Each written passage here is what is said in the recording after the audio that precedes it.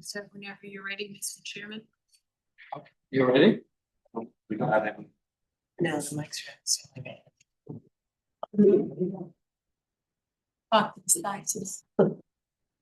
Okay, I will now call the June 17th, 2026 special meeting of the Planning Commission meeting to order. May we have a roll call, please? Commissioner Bedard, Here. Commissioner Malakoff, Here. Commissioner McPhail, Here. Vice Chair Mead, and Chair Lee. Here. Okay, thank you. Are there any changes to our agenda? No changes to the agenda. Thank you. Item 1 on our agenda, public comments. During special meetings, public comments will be taken only on the agenda items that we discuss. And there will be opportunity to make comments after each section that is discussed. Public comments will be limited to 3 minutes. Moving on to item 2, non-public hearing items. And item A is a public review draft, development code update, Planning Commission workshop special meeting. So this draft document has been out for public review. There have been some public meetings to discuss, one last week at the library. A lot of this work has been done by staff, the Planning Commission, and our consultants, Mintya Harnish, and we have 2 representatives here today, and they will lead this section of the meeting.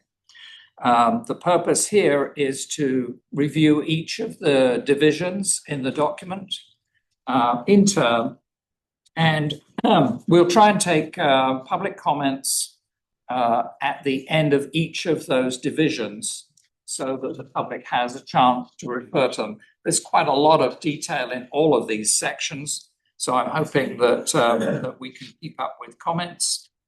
I'll also, because this is going to be a long meeting, I think we'll be taking regular breaks as well. So, Mr. Chair? Yes.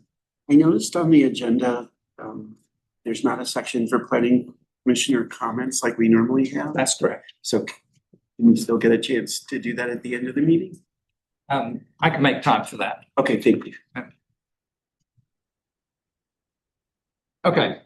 I then hand it over to Mintya Harnish to introduce the document. Perfect. Well, thank you, Commission, and thank you, members of the public who are here as part of this meeting. As Chair Lee had mentioned, this meeting is the intent of this meeting is to pick up after the community workshop we had on June 9th. That was last week, and the public comment period for the public review draft development code was completed as of June 12th, last Friday. The intent of this meeting is to go through the document, provide an opportunity for the Planning Commission to weigh in on additional feedback and recommendations, allow the public to weigh in on each of the divisions as part of this process, and provide additional comment for Planning Commission consideration. And then as the intent is then for the Planning Commission to make recommendations to city staff and the consultant team on revisions to the public review draft. This is another step of the engagement process as part of the overall development code, which has been going on for just roughly a year and a half. Following this meeting, after Planning Commission makes recommendations based on their review and public comment that's come in, both written, submitted digitally, or here within the room, the consultant team along with city staff will be preparing a revised public review draft that will go out. That revised public review draft will make its way through the hearing process, which is slated for later this summer. I believe at this point scheduled to start in August through October. During this time though, the process right now, the public review draft development code is undergoing environmental review, which is required for projects within the state of California through the California Environmental Quality Act, otherwise known as CEQA. That document will be out for review as well, more towards the middle of July. And that is looking at any impacts that may arise from the development code as it's implementing your 2040 general plan. So as part of our item tonight, we're not going to go through a formal presentation. This is kind of a roll up sleeves moment for the Planning Commission and for the public to weigh in as part of this process. And so what we're going to do is we're just going to start off with each of these different divisions, We'll give it just a brief overview of what's included in that division. And then what we'll end up doing is handing it back to the planning commission to facilitate any questions, discussions on that item. I know several of the planning commissioners submitted comments to our team and city staff. If you want to raise those comments and be provided, we can walk through those. If not, we can address those as part of the matrix and in the revised draft. Once the discussion with planning commission continues, Chair, as I understand, you'll open the floor to the public to weigh in on questions, I believe. The intention is to open the floor at the end of each division. Perfect. Just a couple of points of clarification. First is that the draft that the public have seen, they'll have noted, I'm sure, that there are some sections which are being still worked on or redeveloped. Correct. So there are 2 sections in the existing development code that was been out for public review. And that includes the shade and parts of the landscaping section. The city has taken public feedback into account and the importance of those 2 sections within the desert environment of Cathedral City. They're looking to bolster it and take it even further than the draft has proposed at this time. And so that process is ongoing. If Planning Manager Schultz can weigh in on a timeline for the landscaping and shading so the public is aware of when to anticipate those drafts for further review. Sure. The contract for that is being executed and we expect that the draft of those provisions to come out late in July. So that will be a separate review process for the landscape and shade section on its own. We anticipate it to be very much in line with the landscape and shade section that are in the draft that you see today. But there will be additional metrics or standards for how we quantify what makes quality landscaping. We've heard from our public works director who manages a landscape and shade program for the city to make sure that we're looking at how to quantify meaningful shade and just not more trees and more material, no more plant material. So that was a major concern or major consideration with this effort. Yeah. And the other item is, so as you said, the planning commissioners had this draft for a few weeks and submitted spreadsheets with all our suggestions on them. And those, I think, have been seen by you now. Mm-hmm. The public won't know what are in those spreadsheets. And so I don't know if you can, but as you go through the divisions, can you say what major changes you're expecting to get from those? So that, again, the public understands what has changed from the draft that they've already seen. Because that will shape the public comments. You know, if you've accepted a comment from us that is going to be fixed already, then we need to let people know that. So I will say no comments from the planning commission based on what we've received so far during the public comment period have been made. Because we haven't had this meeting to gather the feedback and the recommendation from planning. So no change has been made. Any changes that you would like made, we would ask that that's verbalized as part of our discussions. And so it's on public record. And that also allows the public to weigh in as part of this meeting during the public comment period. Does that mean that we have to go through each line of our spreadsheets? That's a lot. Yeah, I thought the whole reason we submitted them in advance is There- because we weren't gonna do it. Yeah, At least we're every gonna single be here- one. We're gonna be here for a long time. That's There are some comments in there, and this is where Planning Manager Schultz might want to weigh in. There are some comments in there that are just technical fixes. Some of them rely back on the 2040 general plan. I don't anticipate going line by line within there.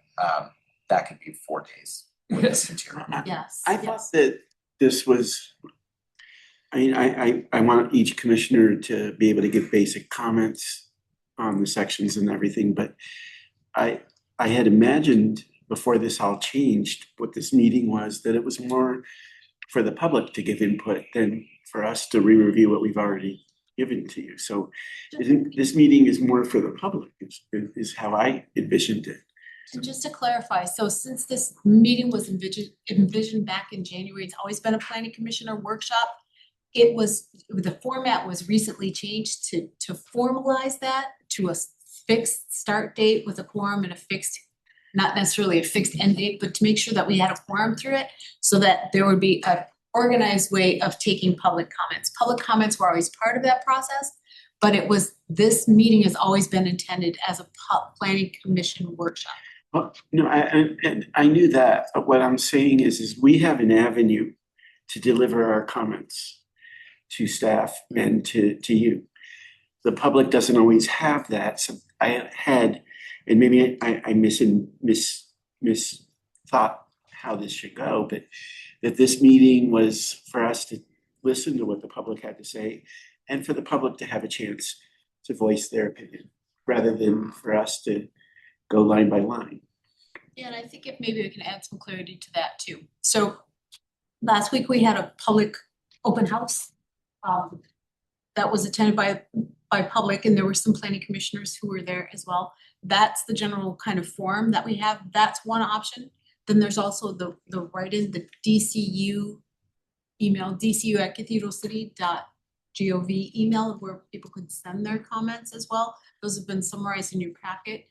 And then there's this meeting where they can come and provide public comment. There was also last week where they could provide public comment at city council.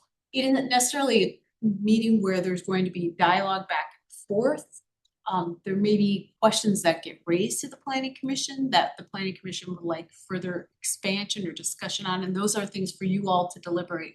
So as you're at home, right, reading this code, going through your comments line by line, you have an image in your head, and where this gets difficult for the consultant is one planning commissioner wants one thing, another planning commissioner wants it to go a different way. This is a meeting for you to all sort of hash that out, if you would, if you will forgive the language, but it's a meeting for you all to deliberate and debate. Should it be 10 feet? Should it be 20 feet?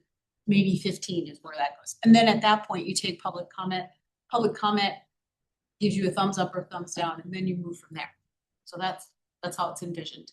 I think the problem is, and I don't necessarily know how to fix it, but we each filled in those spreadsheets. Certainly a couple of hundred lines each probably on the spreadsheet. Some were simple fixes, some were suggestions, but others were issues that certainly should be discussed. And I'm not sure how we get to that point in this meeting without actually going through all the lines, and I don't want to do that. Is there a way that we know, like, if I had a comment and nobody else did, or if I had a comment and, like you said, went one way and somebody else went the other way, is there a way to know what those are, or are we gonna have to go line by line to find that out? Well, that's the part, and that's why I'd like, and I'm gonna turn this one back over to Minter Harnish, because the matrix is really how those comments are collected and sorted through. In previous iterations, we had comments that, and I hate to explain this, but we had such a accumulation of comments that came in different formats and multiple ones. So we were trying to manage too many comments, and so therefore the matrix. But Brett, would you mind explaining a little bit how we can, what the thought process is of how we take the comments from the matrix and work them into the code draft code revision? Sure, I think the intent that we were hoping to get out of this was any lingering comments or ones that you had written down that you felt warranted a discussion. We as the consultant team and city staff have reviewed the entire matrix and have reviewed all comments. Some of the comments are straightforward technical fixes, or there's definitely an alignment amongst a majority of planning commissioners. And so we would basically move forward and make that proposed change. Part of the matrix then would document who made that change, when that change was made, so that there's clear tracking down the road for planning commission and city council when it's going through the hearing process. Okay, so my bad, I didn't realize that this was how it was gonna go, so I didn't print out and bring all my comments. Because I didn't realize it would be redundant and needing to be said again. So is there a way that I could get a printout of all my comments that I sent? Sure. Let me come and talk to you. Okay. And do you want to just proceed? Yeah, so what we can do is we can get started with Division 1. And my hope is to have the planning commission, if there were questions that you had, we'll work with you, Commissioner Bedard. If there are questions that you had in Division One that you feel warranted a larger discussion amongst your peers, those are the ones that we're hoping that we can have a dialogue with. Once the planning commission discussion is done, as the chair mentioned, it'll open up for public comment to weigh in on that specific division itself. But just to give some background on Division One is your introductory provisions. So the intent of the introductory provisions is to lay out what the purpose of a development code is. What is the intent? How does it relate to your general plan? What is the correlation between your general plan land use designations and your zoning district? So what implements what? And then the interpretation of the code. What does it mean? How does it interact with other city planning documents as it relates? Introductory provisions are very general. You'll find them in most zoning and development codes if you have an opportunity to look at other communities. And so this is basically that general introduction component as part of your Title IX in this case.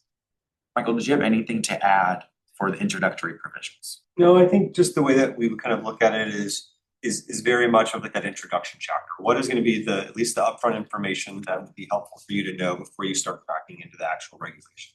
What are the conflict procedures? What if you, as a code user, find a conflict in language or you require some sort of interpretation?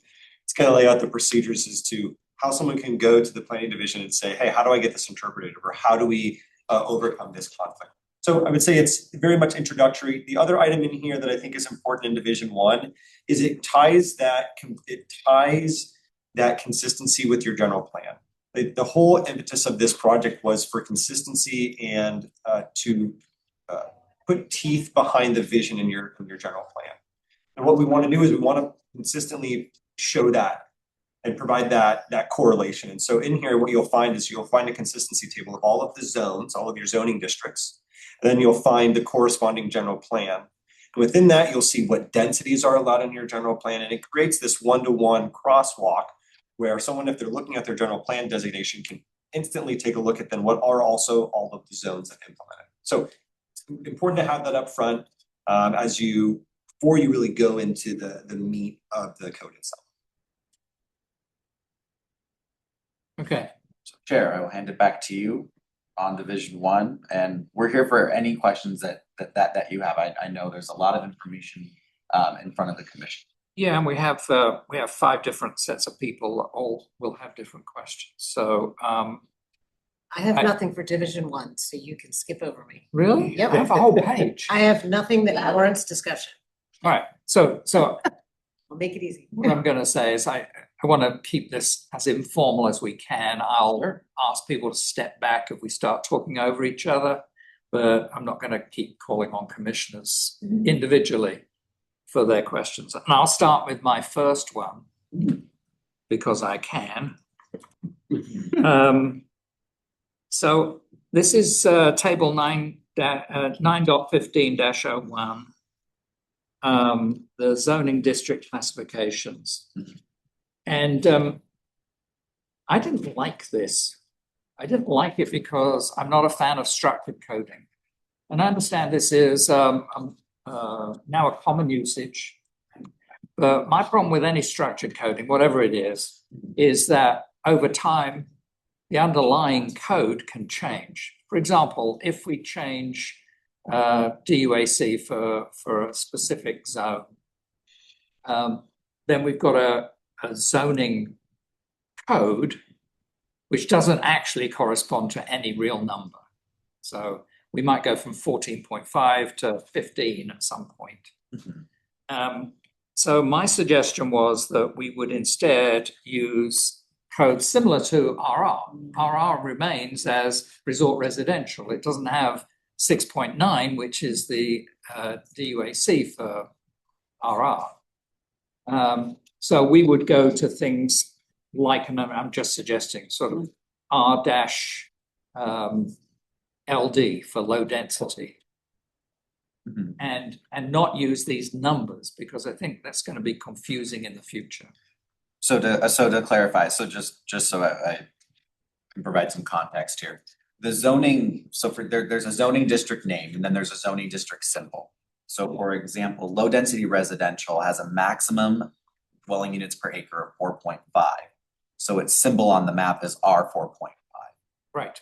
And so what you're recommending is to drop the density out of the symbol on the map and go back Because to that may something. change at some point. Okay, And then you have to go through and change all the code wherever you've referenced R 4.5. mhm, Whereas if you use some kind of a real symbol for it, RLD, then it's still right, even if you change the underlying arithmetic. sure. And what was proposed for those zoning map symbols is just one approach. There is no wrong approach. You can go with like an RLD or match the density. But we're taking comments and notes on this and then that'll be part of planning commission deliberations. So thank you. Well, we should check that anyone else has comment, because that's the other problem. I mean, you're looking for some element of agreement here with us. So if it's just my idea and nobody else likes it, we should know. Yes. I like your ideas, in that, I don't know that LDR or our 4.5 would change, but I think the way most people think is they see low density residential, they'll look for LDR. Because when I first went through this and I saw R 4.5, which I haven't seen a lot in California. So the first thing I thought of is, in my way past history, I did an internship with the city of New York and they had R1 through R10, and you can imagine what R10 was there. So R 4.5, and I thought, oh, that's gonna be like a huge density, and it's not. So I think Danny's idea of taking LDR Mhm. and making that the symbol on the map is a good idea, because people will know, oh, LDR, low density residential. Mhm. Because I wouldn't necessarily make the connection of R 4.5. And can I just, before we go on with that discussion, could I ask whoever has the mouse, could we get pages up as we're discussing them so that the public can see what we're talking about? I think it's a great idea. Okay. The page is on, Once the actual code up. it's on page 1-. Oh, this is just the table of contents. Oh, it's not the whole document? This is just the table of contents, so you can see what the content, we weren't provided the code on this. So how are they This supposed to know what we're talking about? We don't have a printout version of. People at the home are code? listening to me rambling on about tables and so on. We didn't provide these. to The draft is linked to the agenda.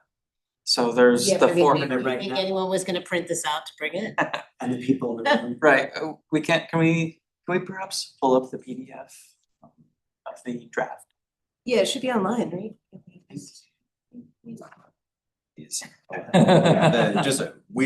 We don't have Right, right. control of this. While they're talking, I will say I agree, LA, we also had R1 through R4. Mhm. Which you just knew R1 was single family and R4 was highest density residential and everything was in between. So I Okay. think if people are used to that in other cities, having these numbers, I had the same reaction as Rich. I thought 4.5 was like maximum density, to be honest. So I think all the ideas that have been suggested sound good. Okay. Yeah, I think that's a good suggestion for the symbology, to remove the numeric connotation, which might change over time. I also wasn't, to be honest, a huge fan of the way we were describing them, like low density, low medium density, medium density.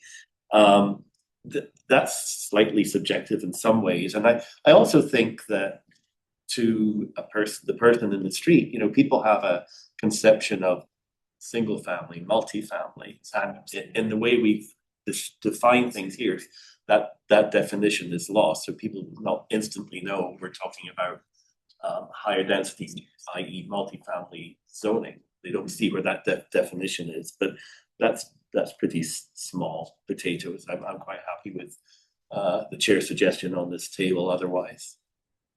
The other thing on this table that concerned me slightly is the zoning district colours. Several of them are very close together. Once you've got a map, Mhm. they can be difficult to distinguish. So I would have been suggesting more use of hatched areas in different patterns, which is easier to distinguish, particularly if you're colorblind. They use hatch Excuse for me. overlays. So Yeah, I know. it makes it messy, yes. Mr. Chair, can we Can we just pause the meeting just for a moment until we get our stream working? Okay, We had well, an issue with the stream not being loaded properly, and so wanted to make sure that Oh. before we continue that that is corrected. okay, recess for a few minutes until IT has figured out what's going on. Thank you.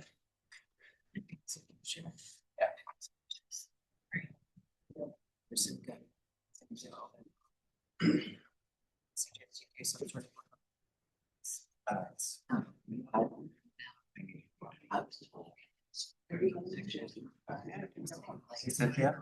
Cynthia? Yes. Cause it still shows talking.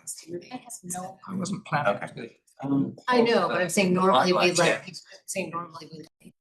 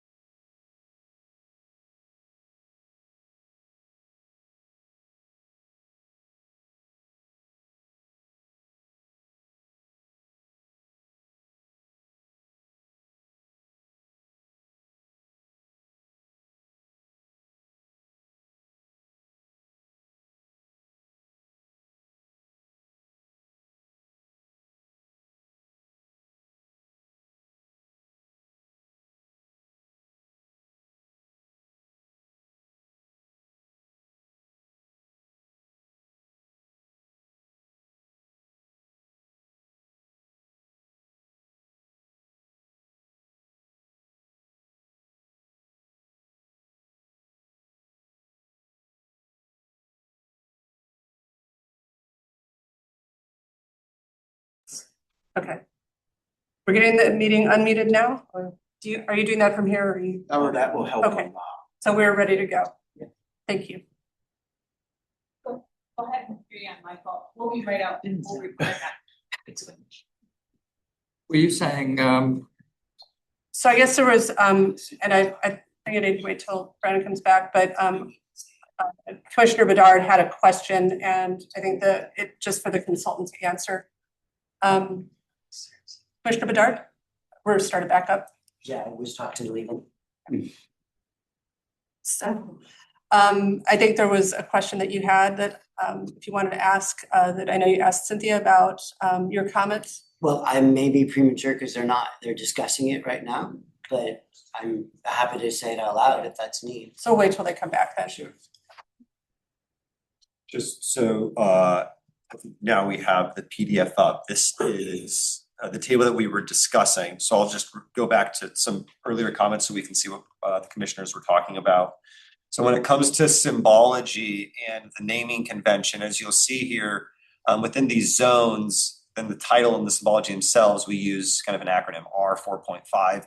This 4.5 or these numbers will typically correspond to a density or a minimum parcel size. The recommendation from the commission was let's simplify that and remove the numbers in case density or the development capacity within that changes, and go to a more standard naming convention. The other recommendation was coming up with better differentiating the color scheme that we'll use for the zoning map, and the recommendation to potentially involve some hatches or incorporate some better contrast. And on the colors, I know that you used the traditional colors starting with the washed out yellow as the lowest density going up to red is the highest density, but I think I can't speak for our chair, but I'm guessing, and also as somebody that has a lot of trouble with the colors, is the middle ones are troublesome. And like when I deal with other cities in their zoning code, I sometimes have to ask like what the difference is between our medium density and our medium and high density. I have to go to somebody because I just can't tell. So if you can have within the scheme of what the traditional colors are, have more of a differentiation, like the chair was saying, for people that just can't tell the difference between colors, because that's a mistake so many cities make, is you just can't tell the difference between the two different divisions. And on that point in the table, the way medium density residential and medium high residential are described across the 4 or 5 columns of this table, they're identical. So I'm not quite clear, at least in this table, what the difference is between R20L and R20H. Every piece of information on this table, they're the same. Again, talking to the colors and stuff, there's no map in here, and I think it would be really helpful for people we've got all the zonings, but people don't know where are the zonings within this document. And I think it would be useful to have a city map or North City, South City map so people can actually see where these different zones are. okay. All right, other comments for Division 1? And Chair, if I may, real quick, I just want to clarify. Part of the discussion with the Planning Commission is if there are comments that each commissioner has provided that you want to raise or have a discussion with your fellow commissioners on, this is the opportunity to do so. But it does not limit the discussion to what is in that matrix or what's not. So if there are other items that are discussed, you can bring that up. It is fully open for discussion. It's just not limited to what's there. So I just want to make that clear as well. We're not going to go line by line within that matrix. It's just if a commissioner wants to raise a topic, or there may be a topic that comes out of public comment that the commission may want to discuss. So I just want to make that apparent as part of this process. Absolutely, Mr. Chair. Yes. So I have some administrative comments for Division 1 that I didn't turn in. So I read through the comments the public submitted, and I've been hearing comments that have been made in general in other cities the past few weeks. And the biggest problem everybody's going to have in the next few years is misinformation that's out there. and people believing the misinformation. So we have to make things as clear as possible. So people said in some of the comments that were given to the staff here that they didn't want housing developments approved and they didn't want SB8 to be implemented and things like that. Now, whatever our opinions are on housing projects in SB8, it really doesn't matter because the state has bypassed us, at least for now. And it's very difficult to deny housing projects. SB8, for those of you that don't know, it basically allows an urban lot split under certain situations, but it's a ministerial action. You can't deny it. So people are saying, we shouldn't allow future housing developments and things like that. And we would really be opening ourselves up to litigation, especially with all the new laws that have passed with the governor's housing crisis bill, or I might have gotten the words wrong, but I think everybody knows what I'm talking about. And I think we need to reference that there are housing laws that we have to follow and that they take away a lot of our discretion. And then also, I think we should cross-reference with the objective development standards that we're going to pass in the other sections and mention that that also takes away the discretion. And I think that belongs in this Division 1. I could be wrong, but people need to know that we won't have discretion on these things as much as we used to. No, and I think that's an important point, that part of this process is aligning the development, not only with the general plan, but aligning it with state and federal law. So I think what we can do is we can coordinate with city staff and look to bolster that connection so that there's a clear crosswalk between state law, federal law still prevails. The example that you gave with urban lot splits, SB9, is a great example. Thank you, I said SB. No worries. But that's a great example. You can't deny SB9 projects. Objective standard for ministerial streamlining, for design, other components as well. So I think that's a great point. And then what we can do is work that into the code so it's much clearer when the public is viewing it or an applicant is. So there were at least 3 or 4 comments on housing and cookie cutter housing and things like that. So thank you. Okay. So sticking just with Division 1 at the moment, anything else? All right. In which case, I will open to public comments on Division 1. I recognize Mr. Knox. Hello, I'm Ari Knox. I feel really awkward today because I am not used to sustained conflict among friends, and we're all friends here, but here I am to introduce conflict. I don't think this meeting should continue. I don't feel that this board is fully informed. I know that I've made ample comments that were not given to you in the staff report. I've sent them to the DCU email now 3 times. They're not included. I know that others have made comments. I provided a spreadsheet with 48 points that I did with 8 people on my own time over many hours a few weeks ago. And again, this is my 3rd time coming, maybe 2nd time coming to a meeting now to speak about this, and I'm not seeing my comments there. I heard from your own discussion at the beginning that you have not seen each other's comments, so I'm not really sure what this board is supposed to be informed on other than the document in hand, which you've already provided comments on. I think it would behoove you to ask the consultants to compile your comments so that you're informed on those and to investigate what comments were not included and not presented to you so that you can make a fully informed decision that you should come back at a later date when you have all the info. If you don't, here's 2 comments on section 1. 9.10.040 D1. I understand that this is possibly an SB9 issue. I have become more familiar with that and I understand the ministerial review needs. I know that other cities have pushed back and lost on this, but they have won on providing context to the public, not in the formal public review process, but just a notification system. I think that's something that could be useful, and I will bring that up several times later as well. 9.10.040 D2. 10 business days was too short. I recognize that this is an increase from the previous code. It was 10 calendar days. I think it should be 30. And 920, oh no, 920 is the next division. Thank you for your time. Yeah. Other public comments on Division 1? Okay. And further discussion from Commission on Division 1? Right. I think, we're not gonna directly, because we can't directly address public comments. But I think one of the themes in other sections here, and it also comes up even in Division 1, is, for want of a better term, like democratic accountability in things that are now under ministerial purviews. And, to what degree can we make sure the public is aware of developments that don't come before us?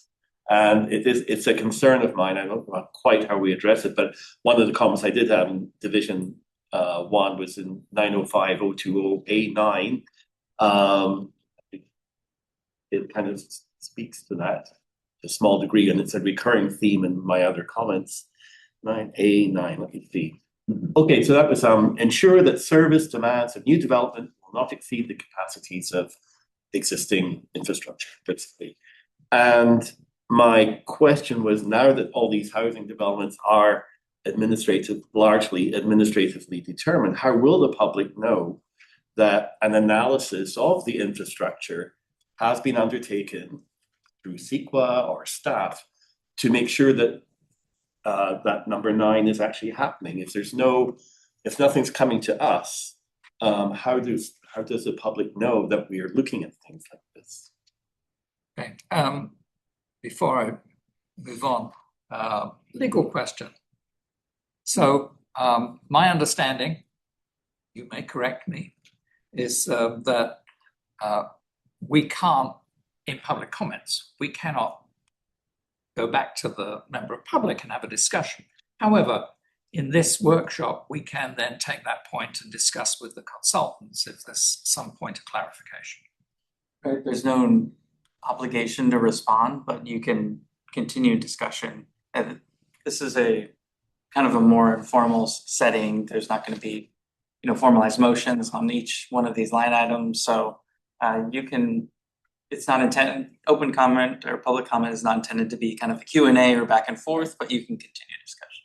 Yeah, so I wanted to make that point because all of us need to understand that if something comes up in public comments, we can go back to Linda Harnish or to the assistant manager who is here, and talk amongst ourselves about those points. So don't be afraid to raise those things in discussion. Okay.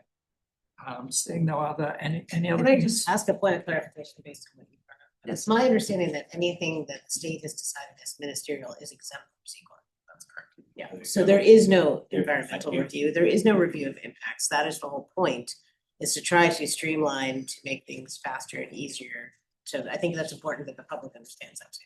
And yet we have a line saying that we're meant to be ensuring that the demand and development will not exceed the capacities of the infrastructure. But and this is another point of clarification. I do want to point out that the development code is implementing your general plan.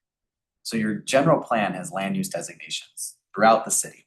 These, the development code is implementing zones for that general plan. That general plan was evaluated for capacity, for infrastructure, utilities, traffic, environmental considerations through an environmental impact report. This is just implementing what the general plan already planned for. There is no change in this development code that is steering away from what the general plan already evaluated. And so that line item, that A9, is basically backing up what your general plan already mitigated for and looked at for environmental concerns for future development. But you are right, some of the streamlining the state put through does circumvent, that's why you have streamlining. Right, but what you said earlier is that this code update is also going through a CEQA process, so It is. the impacts of the specifics of this code update will be analyzed, and if there were mitigations that needed to be made or whatever, that would be addressed in the CEQA document, correct?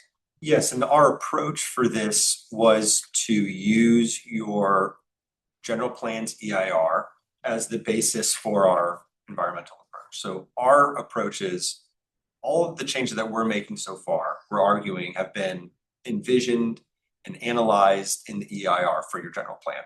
And all that we're doing is implementing that. So our our environmental finding will be essentially we're finding consistency with your general plan's EIR. And that all of the impacts in that EIR or all the potential impacts in this zoning code would have already been mitigated for and addressed in your EIR. So we're kind of tearing off of that, we're building off of it. I mean, for example, if your general plan had a maximum density of 24, the code isn't going to propose a maximum density of 40. Because it goes outside of the general plan's evaluation. And then it would be inconsistent. And state law requires that your general plan and zoning are consistent.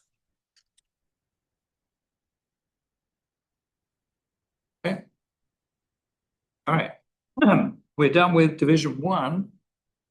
If you'd like to introduce Division 2. Yes. Division 2 is typically seen as the meat of a zoning code. And in this instance, of the Cathedral City's development code. So Division 2 includes all of your zoning district regulations and development standards.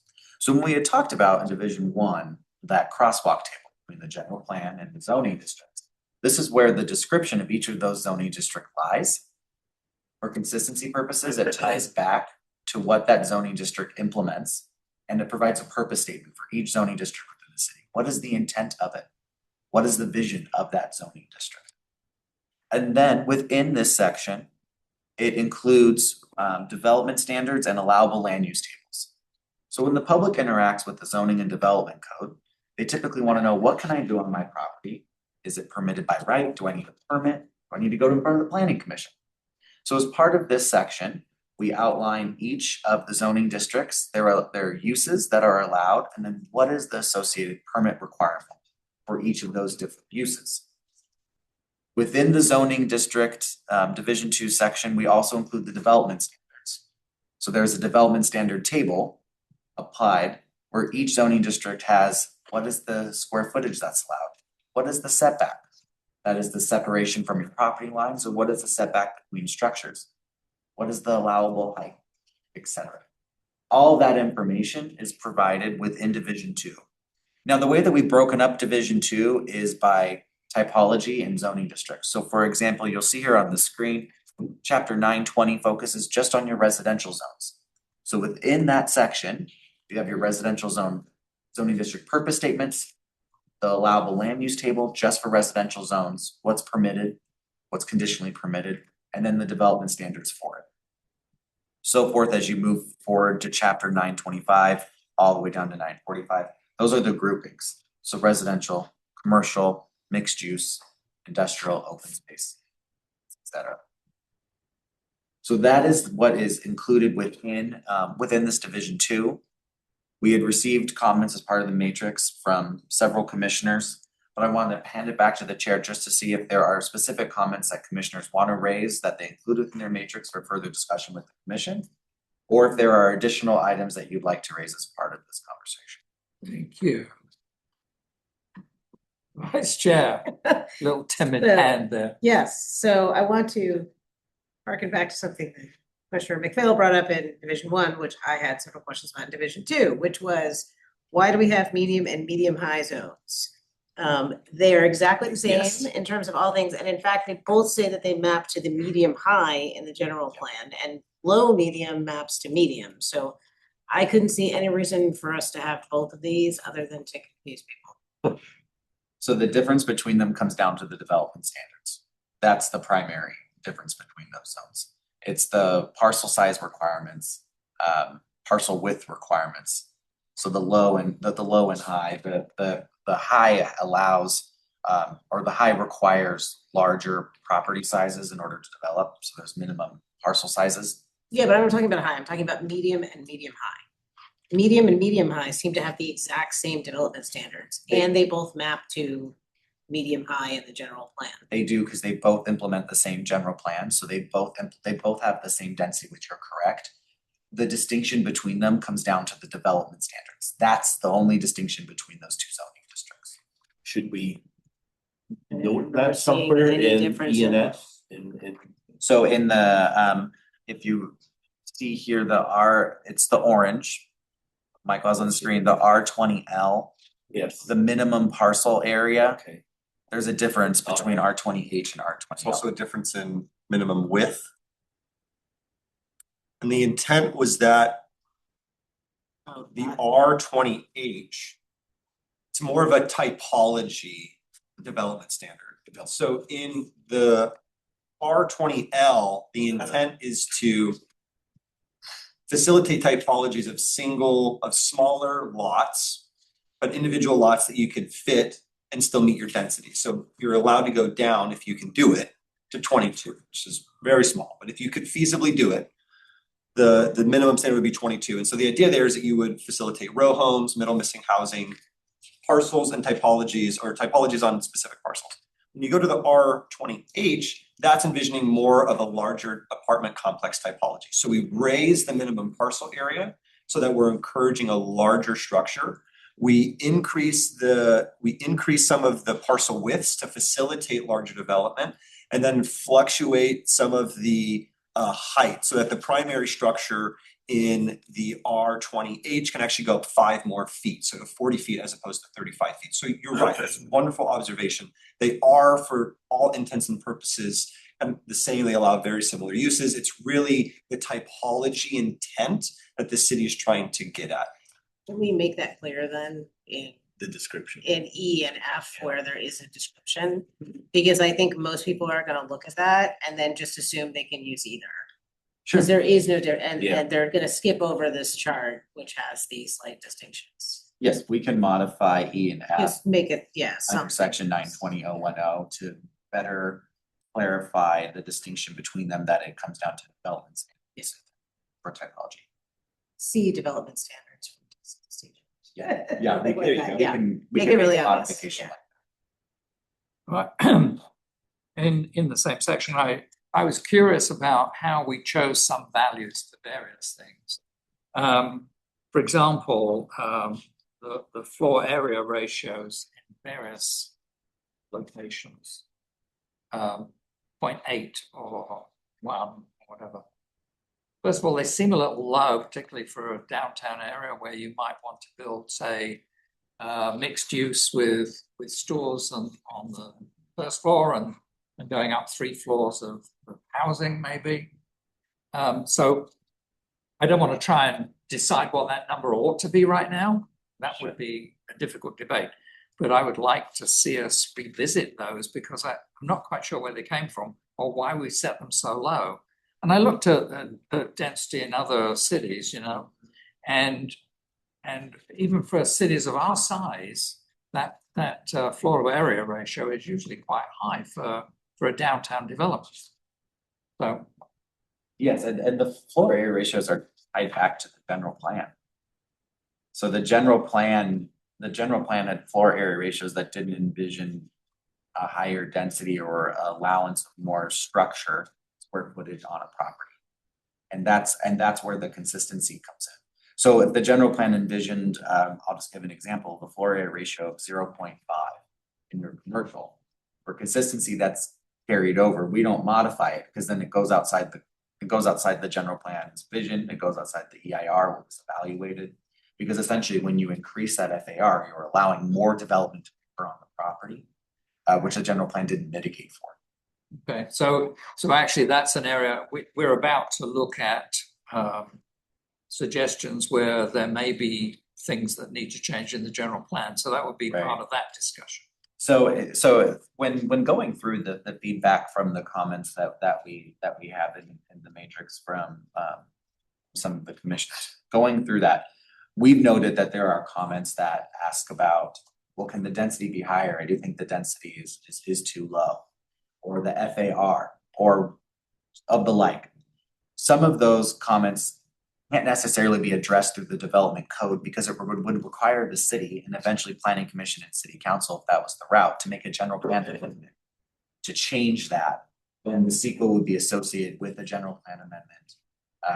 Communities are given the opportunity to do up to 4 general plan amendments a year. So that's a greater discussion beyond at least the development code. Now, those are comments that we're still collecting. They'll make their way up from planning commission to city council. And it's up to the decision makers at that level to decide how to handle those pieces. Okay, yes. tagging on to that, Yeah. and it may be part of what you discussed. It was very difficult for me to find like the residential height limitations, square footage, different things like that. Okay. I went through the charts a few times after I got frustrated, went back and tried to look again and go back. Sure. And then maybe it's clearly in there and I just keep missing it. Okay. And I know part of our restrictions, such as in my neighborhood, you can only go to 16 feet. And I believe it changes throughout the city. So if we can do up to 4 units, or I think it may be 4 units on a property with a JDU and ADU and all that attached or detached, all that stuff, but we can't allow people to go higher. Like our private open space is then being eaten up when people want to add square footage into a home. Because they can't go up, they have to go horizontal. Now, I personally don't want a second story looking into my backyard, but that's my personal preference, right? I think people should be allowed to have a second story. And the second story, as far as mental health, you're going up and you're keeping open space, which is better for people's disposition. So I'm concerned about the limitation where you can build out up to 4 units, but you can't add a second story. Sure, and I can respond to your comment, and I think it's a good one. Shown here on the screen is in table 920-02. About midway down the table, there's a line item. Michael might be able to highlight it for height. So that's your primary structure height. Now, I want to point out that in your existing code, your residential zones have a relatively low. Is it that residential you're speaking of right there? Yes. And in your existing development code right now, majority of residential zones, I believe, have a maximum height of 26 feet, if I'm correct. There are some overlays that have it even lower at 16 feet. So there are different locations within the city. As part of our review and coordinating with steering committee, planning commission, what we've heard through public comment from the beginning of the project and working with city staff was to actually bump those heights up to accommodate 2-story, to accommodate the extra development that is part of those state laws that Commissioner Mallory is talking about. So on the primary structure height, you'll notice even starting in the open space, that green column, it actually gets bumped to 30. Okay. 30 is between 30 and 35 is a standard structure height for residential, especially single family. Typically that 30 feet allows 2 floors and pitch style roofs. So we did raise the heights to accommodate that, so there wasn't that kind of capping that wouldn't allow a full second story. And that will be throughout the city, and so there'll be consistency, like for whatever reason, my neighborhood is 16. The only thing that I could see that could come into play is that the city has an overlay zone, which has to do with a height restriction, and I'm gonna scroll to it. So it's lost. UDT, I know. Trying to remember which one it was. Interesting. Yeah, there is a height overlay. There's a limited height overlay. And I think that's to do with hillsides and. Correct. Yes. Correct, and that has height structures. That is height limitation shall not exceed 16 feet. Now, those are in specific areas, so that's not citywide. Any adjustment to beyond the 16 feet would require planning commission approval. So yes, the height was bumped up citywide unless the property is within a designated height overlay. And those overlays are in primarily the code? Primarily. The map as well, if we have the map. Yeah, that would be nice to see. Yes. Yeah, I'm pretty sure one of the height overlay, a lot of it's in the code, I'm not sure where else, I seem to remember that. Piggybacking on the comment about the height, one of the comments I made, just for clarity for the general public as well, in terms of the heights that you have there, is maybe, if possible, as well saying 30 feet or 35 feet, 45 feet, and so on, to say 1 story, 2 story, or approximately 1 stories or 1 to 2 stories, because I think a lot of people would be able to visualize, oh, this is going to be a 2-story building as opposed to a 25.2 building, just for clarity for people. I agree.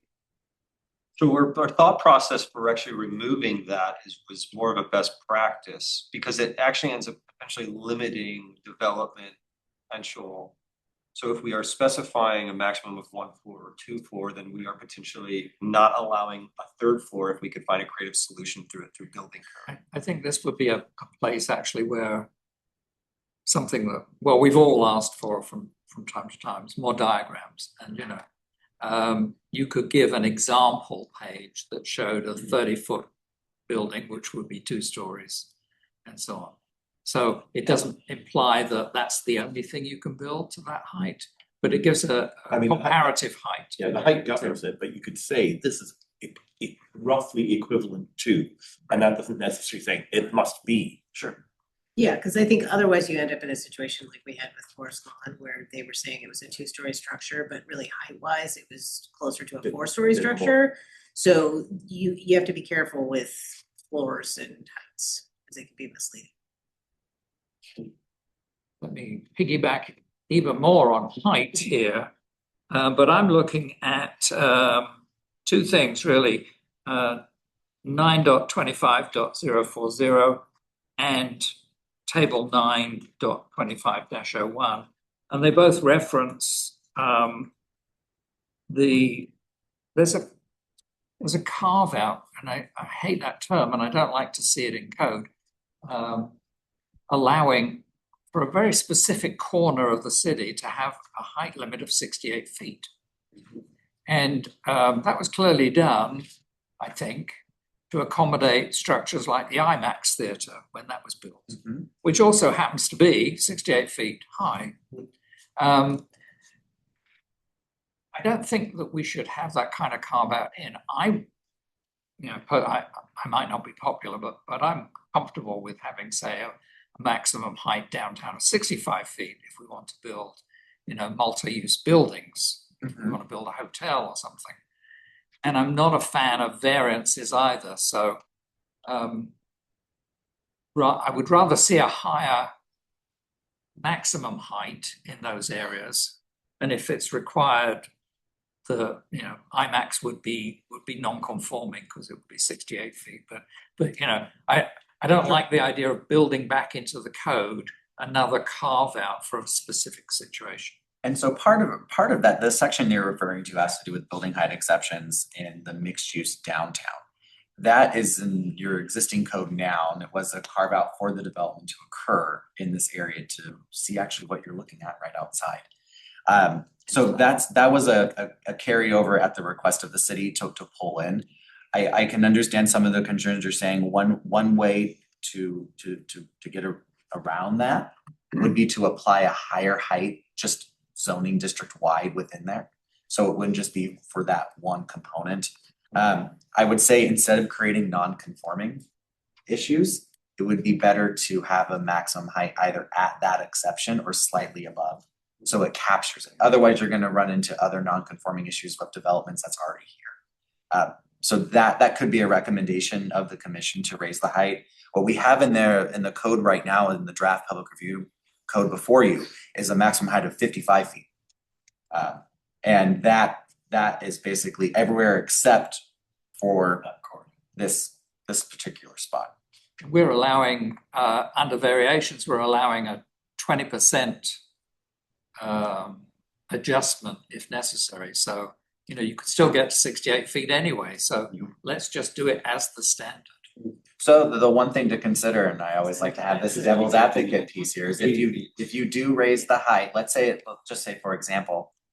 Can you define, just for the public and the people here, can you define the area that's being spoken about?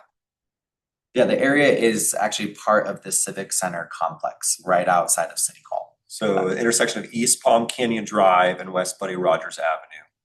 So it's inclusive of the IMAX Theater and some of the structures here, which if you've noticed, this part of what's known as downtown as higher structures. So this exception was put in to create a different environment for the downtown. Yes, your chair had talked about the 20% kind of adjustment. If the height increases to, it's just not saying this is it, but 70 feet, that adjustment then would allow height to go above the 70. But it would be a variance that requires approval. It wouldn't be by right. Yes. Right, because of the 20%. But didn't we allow the director to allow variance to ministerially make variances without Through an any public adjustment. input? Wasn't that Adjustments, not wasn't that variance, 10% we gave them an allowance? So not through a formal variance process, there's a director's discretion, like An adjustment. an yeah. adjustment, so it would allow a percentage above I think for- it's 20% right now, cause I think I for said. certain development standards, height being one of them, or a setback, so it would allow that adjustment at discretion.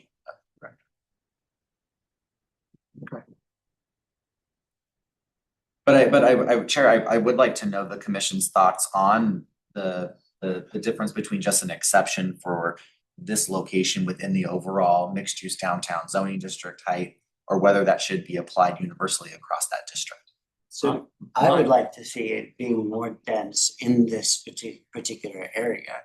And I know that in other developments that I've worked on, when you keep the height in a more urban, dense, sort of downtowny area, it keeps developers away from neighborhoods.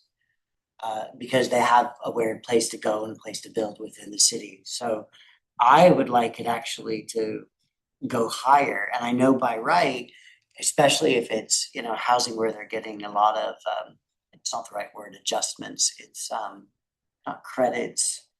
Where developers getting density bonus. Like concessions. Yeah, density bonus, that type of thing. They could go significantly higher in areas that are zoned much lower. So, I mean, I would like to keep this area, you know, in a low tower. It was 70 feet, sounds good to me, because as we go, this is for a future, this is like 30, 40 years down the road. You know, we're already getting denser. I'd like to keep that density in specific spaces. So I'd be very open to raising the density for this specific area. I don't have a problem with 70 feet. If people start thinking not in terms of 70 feet, but in terms of what buildings are here already, they would see that they're not overpowering. Mhm. We had an interesting presentation from Chuck the other week, and they were talking about actually higher than that. And part of that, their argument was that also generates shade and reduces heat sinks. So, you know, I think it's worth looking at 70 feet, so I would go with that. And that's 70 feet within all of the mixed use downtown. Yeah. Zoning district. Yeah, not a carve out, but the Not a whole carve out. area. I will play devil's advocate. Maybe take a slightly different stance, which is, I think the 55 feet is appropriate because we have the ability to do an adjustment up to 20%. And there's state density bonus laws, which could get, especially if someone's putting in affordable housing, which I think we have a desperate need for. So I would personally rather tie the height to trying to incentivize people to put in affordable housing rather than just giving people height. I mean, if we end up with a downtown that's 80-foot tall buildings that are all market rate and we don't get anything out of it for the community who desperately needs affordable housing, to me, that's a failure. So I would rather make it an incentive and either do that through the state density bonus or have our code give some sort of bonus for affordable housing. So to play devil's advocate on that, it limits other types of development, and I certainly wouldn't want a shishi downtown that's only for high-end type of things. I wonder if there's a way to encourage, because we've not been able to get a hotel downtown except for CCBC, right? We've not been able to get those structures. We had one planned, but we have not been able to get a developer to come in partially because I understand it, because they can't go denser.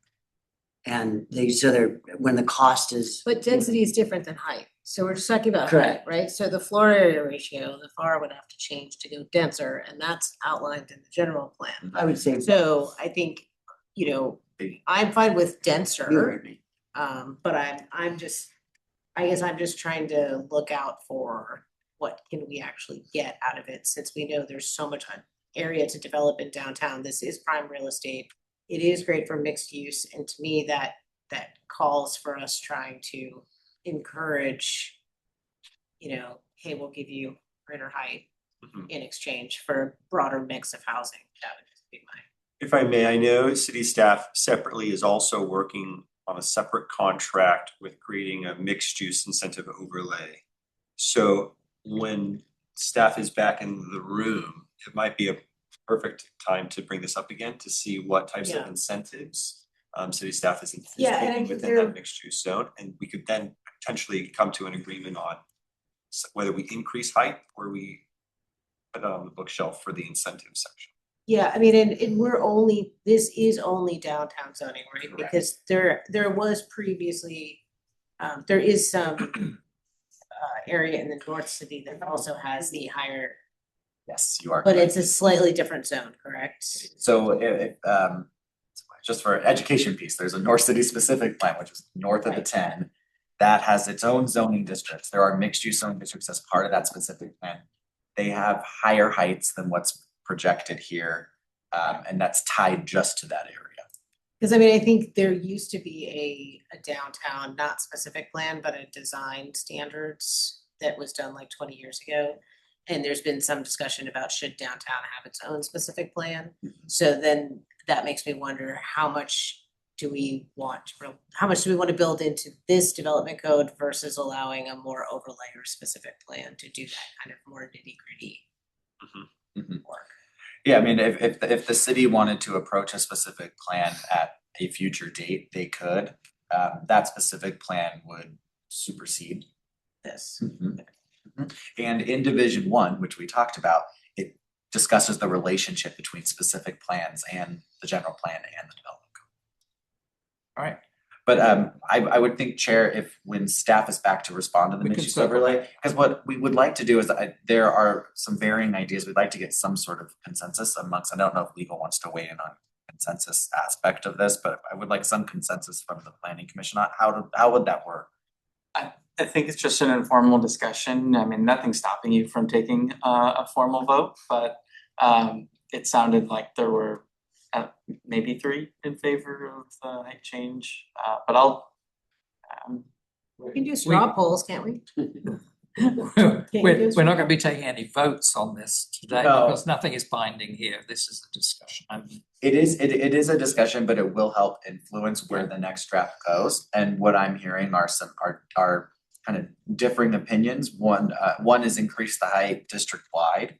One is yes, but that should get tied to some sort of incentive.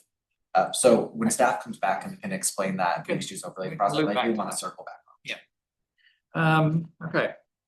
I'll take another shot here. It's just in general, and so I don't know how you're gonna figure this one out, but in general, there are a number of definitions here and there. Oh, I won't say speak of the devil.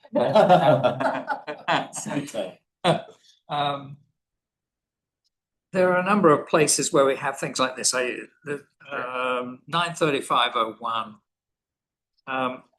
It's the table 935-01. Okay. We have eating and drinking establishment bar and eating and drinking establishment entertainment. I don't know too many establishments that don't have a bar if they have entertainment, but anyway, I'm not understanding why we have so many different definitions. And I think that applies in multiple places. Quite often, the rules for them are the same. So they need an MUP in one zone and a CUP in another zone. So Yeah. I'd like to look at simplifying some of this so that it's not so difficult for someone who wants to propose a business to go, well, what is it I've got to do? So part of that extrapolating it into 3 uses is based on the impacts that may arise from the use. You may just have a standard restaurant that goes in, but doesn't have a bar, which it introduces alcohol, which is regulated differently. So the impact may be different if you're including a bar. The impact may be different now if you're including amplified entertainment. And so part of that extrapolation is to provide a base level what's permitted by right restaurant. But if it starts to include things that would potentially create impacts on site or to surrounding properties, then the types of review or permit requirements go up. And so that's why you see it broken out in the table. But if you have 2 entries that have exactly the same requirements, MUP in this area, CUP in this area, there's no obvious definition or difference between the two. What I'm saying. But for those that you gave the example of, they do have different.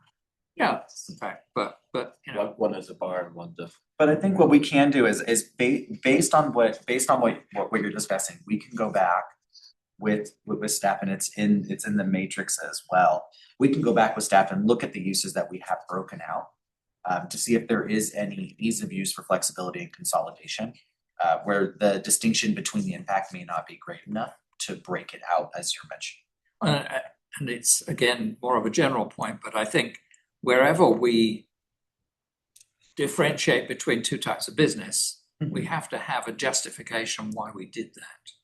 So, and that may be more of a staff question than you, but there should be a reason that we can give publicly why, you know, you've got to get an MUP, you've got to get a CUP. There has to be some objective standard.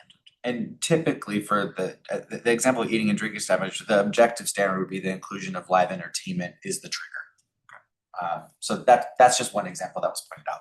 I do want to pull planning manager Schultz into the conversation. We were talking about the mixed use downtown.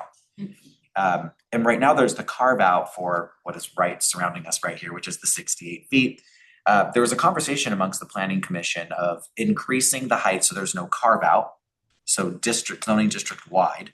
And then Commissioner Mead had mentioned, it's Vice Chair Mead, am I right? Yeah. Vice Chair Mead had mentioned that yes, it would be good to, the increase in height's good, but there should be some sort of incentive because we want to incentivize. Actually, will you explain that? I'd like it in your own words.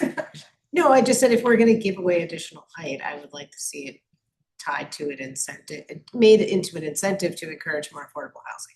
Because right now you already have the ability for the director to do an adjustment on height. So let's say we kept the 55, they can already do a 20% height adjustment.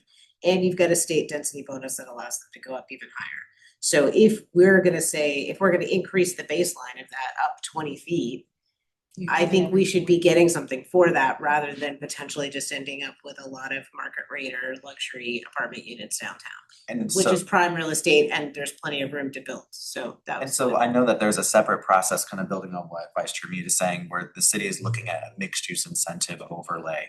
And we wanted to ask city staff if that will be part of a consideration when evaluating that. So it's this area, the downtown area, with the exception of East Palm Canyon, potentially would not be subject to that because there are certain zone districts that we anticipate that for, and it'd just be the GC, the general commercial zone district that would be for, and would only apply when there's housing being proposed as part of that development. But what you're describing could be either baked into the code, which is probably a better way to do that than do it as an overlay. An overlay is one way of doing an incentive, but it is oftentimes, I think from a planning standpoint, it's making things more difficult than it needs to be. We have to do that with the mixed use overlay because we can't rezone it to allow for housing where that's already baked into the code for mixed use downtown. But you could say in the code, it's limited to 55 feet unless X, Y, and Z are true, and then you can go up to, you get 68 feet. You could do that. We were thinking of rounding it to 70 feet. 72, yeah, whatever you like, I mean, Yeah. as long as it's not, outrageous. So you could, I mean, and this is just, I know we've heard a lot of different options here. Yeah. The option of that Vice Chair Mead is saying is you could leave it at 55 with the allowance to go up higher if there is a, let's say, affordable component included within the project. So that's one way of incentivizing the height without raising the overall height district-wide. So that's kind of, I think, what Amanda Schultz is saying. You're putting something on the table and you're keeping something back, and you're saying, okay, but if you wanna do this, you can. There's an incentive baked into it for a developer who maybe wants to put housing in there where they And it don't. doesn't have to be 100% affordable, it's just having an affordable component. Yeah. To make sure that some of the units are affordable. I'm not talking about a completely 100% affordable And then- building. So So- just to clarify with California law, don't developments they don't have to, but the trend, I believe, is for a lot of, especially residential developments, to include like a percentage of the building as low density. So isn't, lower income. That's usually to get a density bonus Right. or some other concession, so Right, I'm saying. which is the trend in development. So, I mean, what you're saying would only apply to if somebody came in and did a all high-end development, to get that height, I'm saying that we could encourage more affordable which I units. like. Because to get a density bonus, you do not have to put in many affordable units, and in fact, the state law actually allows you to tear down affordable units. Correct. Build a new building with the same number of affordable units as existed before, so there's no net increase in affordable units and they still get the density bonus. So what I'm trying to do is encourage us to have more affordable units that actually give us a net increase. By saying that you're gonna get a density, you could get the same density bonus, which may actually not net us any new units at all, and then we would require also. It's almost like To it would get- almost be like a city specific. Yeah. Like density bonus or. Well, and one thing for, just since we're talking about the downtown area, so what's considered the festival lawn, we did have to take that through the SLA process. And there is already a covenant on that for if housing were to be developed on it, that there has to be a certain percentage that's affordable by nature of that. So there is a requirement right now for at least that parcel in this discussion. One other thing. The only other thing that I would say that, and I appreciate the point, and I don't necessarily have a problem with it, but going back to something that Commissioner Bedard said, also we have to look at the potential for building structures that are not going to have affordable housing, like a hotel, for example. Sure. And I want to encourage that in the downtown area. One of the things we really lack downtown, well, several things we lack downtown, but one of them is an actual hotel. Taking us up to 70 feet for maximum height with the potential for an adjustment, I don't think it's unreasonable for downtown. And we can control negative impacts through either director approval or planning commission approval. Well, and you have the flexibility to do something like that as well. So if we have a very small area that's this mixed use downtown zone. It ends up being a very small footprint of the city. So you can design that however you'd like. You can say, you can go up to 70 feet if you're a hotel, you can go up to 70 feet if you include affordable units, but everybody else is at 55. So I think that's kind of the language that the commission's looking at. And we don't want to try and drill into the exact Detail. language here. But now you get the idea of where we're Yeah, trying I to get. 100% support that. If there was a different line item for commercial, like for a hotel, basically, allowing them to go higher to get a hotel, yeah. Right. Okay. Anything else on this division? Division 2. So this would only apply to multifamily and hotel uses, is what I'm hearing. Would be afforded the Yes. potential higher height beyond the 50. I think so, yeah. And that would be a 70. And that would be a 70-foot is what. Yeah. All the development. Yes, go ahead. I noticed that live work units are not by right in any zone. I think they're a minor use permit. But I guess I was just wondering why, especially in the higher density zones, because we allow people to have home occupation. And I would imagine that a lot of live work spaces are gonna be equally or less disruptive than a home occupation permit, so like, why are we not just saying in at least some of these zones that they're by right? I think that would encourage that kind of development. I would second that, absolutely agree. But I think we need to, especially looking forward beyond just the next 2 years, 3 years, that more and more people are going to be self-employed, especially with AI.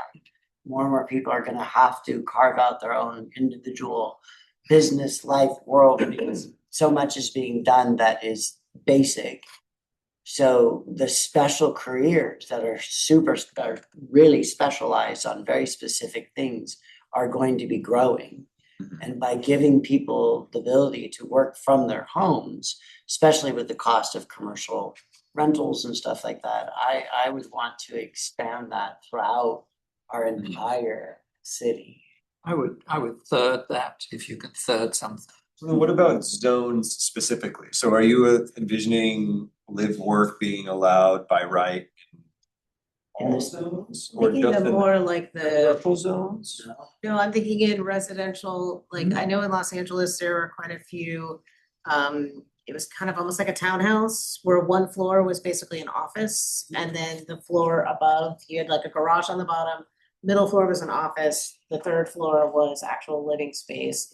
And there would be small companies that would actually run out of there, like a 3-4 person PR firm or something, but they were in like, not in single family residential, but in residential zones on, semi-major thoroughfares. Not just residential, I mean, commercial too. Yeah. So you see that Yeah, mixed use in exactly. commercial. So I would absolutely encourage it in single family because we're building that. Again, if we can do 4 units on a single property, why, why are we not allowing somebody to run a business out of their home? Sure, so the current land use table 920-01 allows live work units with an MUP in the R10, the R20L, the R20H, that's the two that we talked about earlier, and then the R24. So it's in the medium to higher density. Yes, but they're all, Yeah. if it's just a minor use permit, why can't we just make them by right? Yeah, And so this is one recommendation I'm gonna make based on what I'm hearing from the commission here. Within those zones, the multi-unit, 4 more is permitted by right. So what I'm hearing that the commission would like to see is to basically mirror that permissibility that you would find for multifamily projects, which would be a by right within those definitions. Yes. Yes. But that would only be for the higher densities. So cause you really wanna maintain the sanctity of residential Yes. as residential. And you allow the home occupation permit, which has very specific rules, but you don't want mixed use in a traditional like low density residential. So the intent was, so the reason why it's permitted, in the R10 and up is it's a denser type of product, so it reflects more of a multi-unit. That's why it was in R10 to R24 and not in the RE and R4.5. The RE and R4.5, Chair Malakoff, you're not the chair. Commissioner Malakoff, you are right. Well, at some point, you are right, was to keep some of the lower density neighborhoods intact. As part of that, if you remember in our planning commission study sessions earlier this year, we expanded the home occupation allowances to allow those lower density neighborhoods to have expanded home occupation provisions to make it more flexible. And then in this case, the more intense live work units were allowed in the higher density zones. So that's where the R10 to R24 allowance comes in. That's we my did- my understanding too. When I think about live work, then I'm thinking about that there's a project I saw in Phoenix recently where a motel had been converted into live work units. So the first floor unit was now a workspace on, art craft or whatever it was. And then the person lived above it in the second story. And so I would typically think of live work as being 2 or more stories, up to maybe 3 or 4. With sort of artist studio or whatever down at the bottom of the thing. So There are lofts and stuff in New York that Yeah. are single it floor. could be a JDU, be a garage conversion. It could be a ADU attached or detached in the backyard. It could be our new ADU in the front yard. So I just think it should go citywide.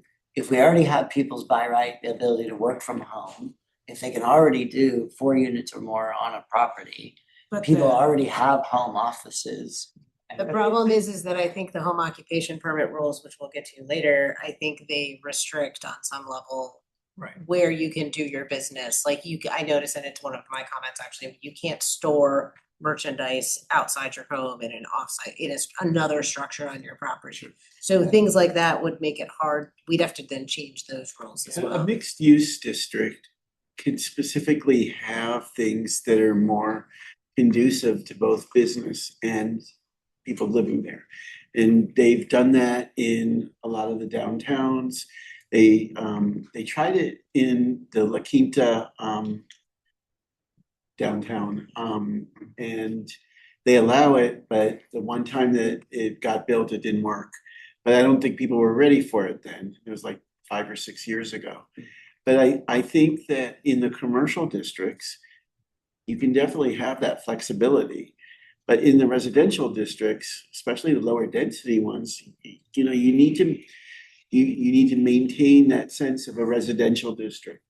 The home occupation permit discussions that we had a few months back, we did expand them, but I want to be clear that we expanded them still with the idea of maintaining the idea of having a residential neighborhood. And we don't want mixed use to be expanded citywide because that would just destroy the sanctity of the residential neighborhood. So, but you do want them to be in the commercial neighborhoods more than one story. We had people here that wanted to build like along Date Palm, closer to the street, near where Amazon is now. And it would have been like 2 or 3 stories. And, you know, at the time we were thinking about having all these rules about live, work, and having the commercial on the bottom and then the residential on the top, and maybe just like 2 stories. So I think that it's good to expand that, but let's not change the structure of a residential neighborhood. I think that's a consensus. The home occupation is a different sort of formula to a live-work environment. So I think we would keep that. Two Okay. other quick things. Yep. Okay. For the cannabis cultivation zoning, I don't think we should allow cannabis cultivation in office zoning. I think we have a very limited amount of office space to begin with, and right now it's all out there. I don't think it should be. I don't know if anybody else feels that way, but it seems to me that's a big thing. Just to clarify on that, wherever it gets allowed, there's still the spacing requirement that was adopted as part of the cannabis ordinance, so that still applies wherever they go. I just think office space is important and we shouldn't be turning it into agricultural space, interior agricultural space. Just on that, even though it was presented to City Council with the ordinance last time, from the Planning Commission, that we limit the size of any grow facility. And I think, again, we should be looking at presenting that at 20,000 square feet for any new facilities. That's larger than most cannabis facilities in the state. We're at something like 250,000 square feet for C4, which it's just disproportionate to the size of the city. So regardless of the zone, I think we do need to be looking at that 20,000 limit. And speaking to some of the council members after that vote, I'm not sure they understood exactly what we were proposing. So maybe we need to bring that back to them in a more concrete fashion. Say 20,000 should be adequate for any new business coming in to do cannabis growing. Mr. Chair. Yeah. Couple minor things. Looking at page 2-6, one of the things that I found a little confusing, throughout the code is that things seem like out of order, like when they're shooting a movie, how like the end can be like the first scene they filmed. And if you're like, you're on the crew of the movie, it's hard to know how the story's being told because everything seems out of order. So in our code, I think that sometimes we mention things that haven't been defined yet. So on page 2-6, we mentioned an MUP, I know what that is, but I think it's mentioned as a process much later. So I think we have to have a way of defining things a little bit better. It's in Division 8's. the Right, definition. but I know, but if you're reading, if I wanna open a community care facility on page 2-6, and it says MUP, and I'm not into zoning, you know, I know what the MUP is, and most of the group here does. But the average person doesn't know what an MUP is, and then would they know where to look? I don't think they would, so I think that when you mention something the first time, it should be defined. And I think we need to find a better way of doing that. I know a lot of times what you do is you reference on the specific use regulations another section, and maybe you need to reference where that definition is for the MUP. But I think that's confusing for people. And then also, I think like for the R24 district, and this is just an example, it's not, you know, the specific thing I was interested in. I believe that a single family unit in the R24 district would be prohibited.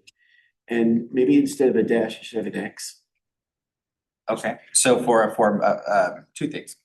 In regards to the definition for the permits, at the top of the table, there's a key that states what MUP means. I think there's the ability to put a reference there to the section where an MUP is defined.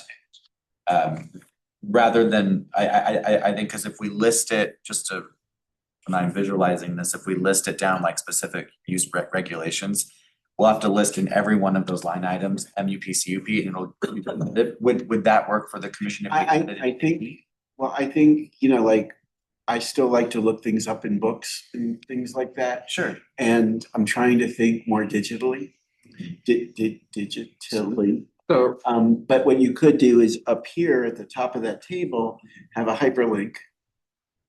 Because we don't know what's hyperlinked here. Well, and so, yeah, so this will end up in E360. yes, E360 is completely hyperlinked. So anybody that's looking this up online and do a search through the entire code and find out what that is. And if they have a printed copy, then the worst, you know, all the definitions are in Division 8. So if we want to tell anybody where something is defined, we should just say see Division 8. The last thing I want to do is go back to where we've got the same definition in 7 different places, and every time we update it, 6 of them will be missed. So you're right. I just want people to understand what it is. I think the hyperlink that he mentioned, so it's in one place. In E360, which is where all of our titles end up, the online program, E360 is the. Oh, okay. Yeah. You're talking about so, section. and I think what we can do is so there is that hyperlink when it goes into the Eco 360, we can add that reference up in the key. So it says MUP equals minor use permit, parentheses, section 9-120- blank. Yeah. That way, when it goes into Eco 360, they know that's a little bit of a hyperlink in there. Yeah, like when you're going through state law, like when the different references for like how you do a public hearing, and when it refers to another section of the state law, you click on it, it takes you there, and then it takes you back. So as long as you do that, that would be good. Then the other thing, you know, I think we go out of our way to protect the auto district. I think that's really important, because they're such an important part of Cathedral City. But also, one of the things that's really important in the valley is resorts and hotels. And I think all the cities try to be really protective of making things as easy as possible for them. And I think that a lot of the uses that might go into a resort in the RR district is where most of our resorts would be, that they should be not MUPs, but ancillary uses. So like, I don't think that if you want to put a fitness center in your resort, you should have to get an MUP or some kind of an approval, or you want to have a spa or a barber shop in your resort. Those all should be ancillary uses that would be allowed. and not require a separate approval. And so that if somebody did want to build a new resort in our RR district, they would say, oh, okay, you know, I can add things to it and be easy for me to do. So just one comment for that is that would be allowed. It's currently that would be the current practice. Those would be acknowledged as ancillary or accessory uses to the primary land use of the land. So if the primary land use resort required a conditional use permit, within their conditional use permit application, we wouldn't require anything more But if they on weren't. page 213, like having an entertainment facility in the RR district isn't even allowed. A fitness facility over 50,000 square feet is not allowed. That would be for a standalone fitness facility. So that wouldn't be part of a resort. It'd be like if 24-hour fitness wanted to come in and put a standalone fitness facility, that would. And I understand that. I'm talking, okay, so maybe I missed something in the understanding of it. So like, you know, when you go to Agua Caliente, I think their fitness center is more than 5,000 square feet. It's part of the resort.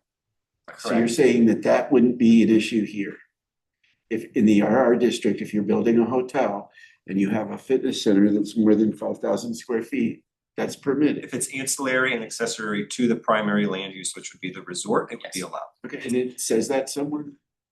That should be under the accessory. We had this conversation with the consultant to make sure that Okay. any of those accessory uses, same is true, and I think it really came up, the example that came up was a living unit that goes with sort of a caretaker unit that has another use. Where residential is not permitted, but oftentimes and more frequently, we're seeing caretaker units going in with certain types of uses, and so that's where that came up. Caretaker would be ancillary, okay. So, As long as it's taken care of, and then the last thing, like, can I do one more? okay. Is that okay? I wasn't done with the list. Oh, I had two okay. things and I only. All right. We'll get back to you later. Oh, I'm sorry, did I cut you off? It's okay. So the last thing, it's just more of a definition. So somewhere in the code, it mentions that public schools are part of like, I don't remember exactly, Public. but it didn't seem like it was a good fit. But then again, public schools don't need our permission to do anything.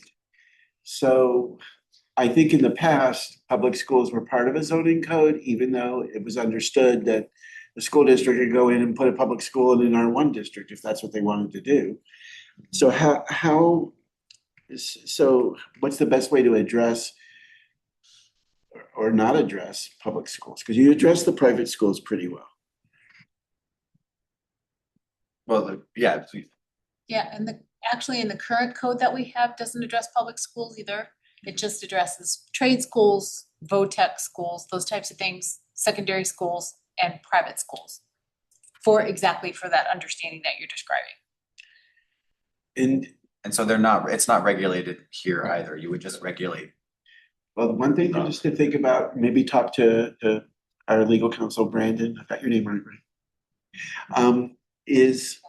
there were situations in other cities where the school district was gonna build something on private property that they didn't own, and they still had to get city permission to do it. And it wasn't like a whole school, it was like an ancillary use, like a workshop for a wood shop or something like that. So just make sure that we're covered. Yeah, and we can raise that with legal just to confirm. Chair, I wanna respond to the resorts.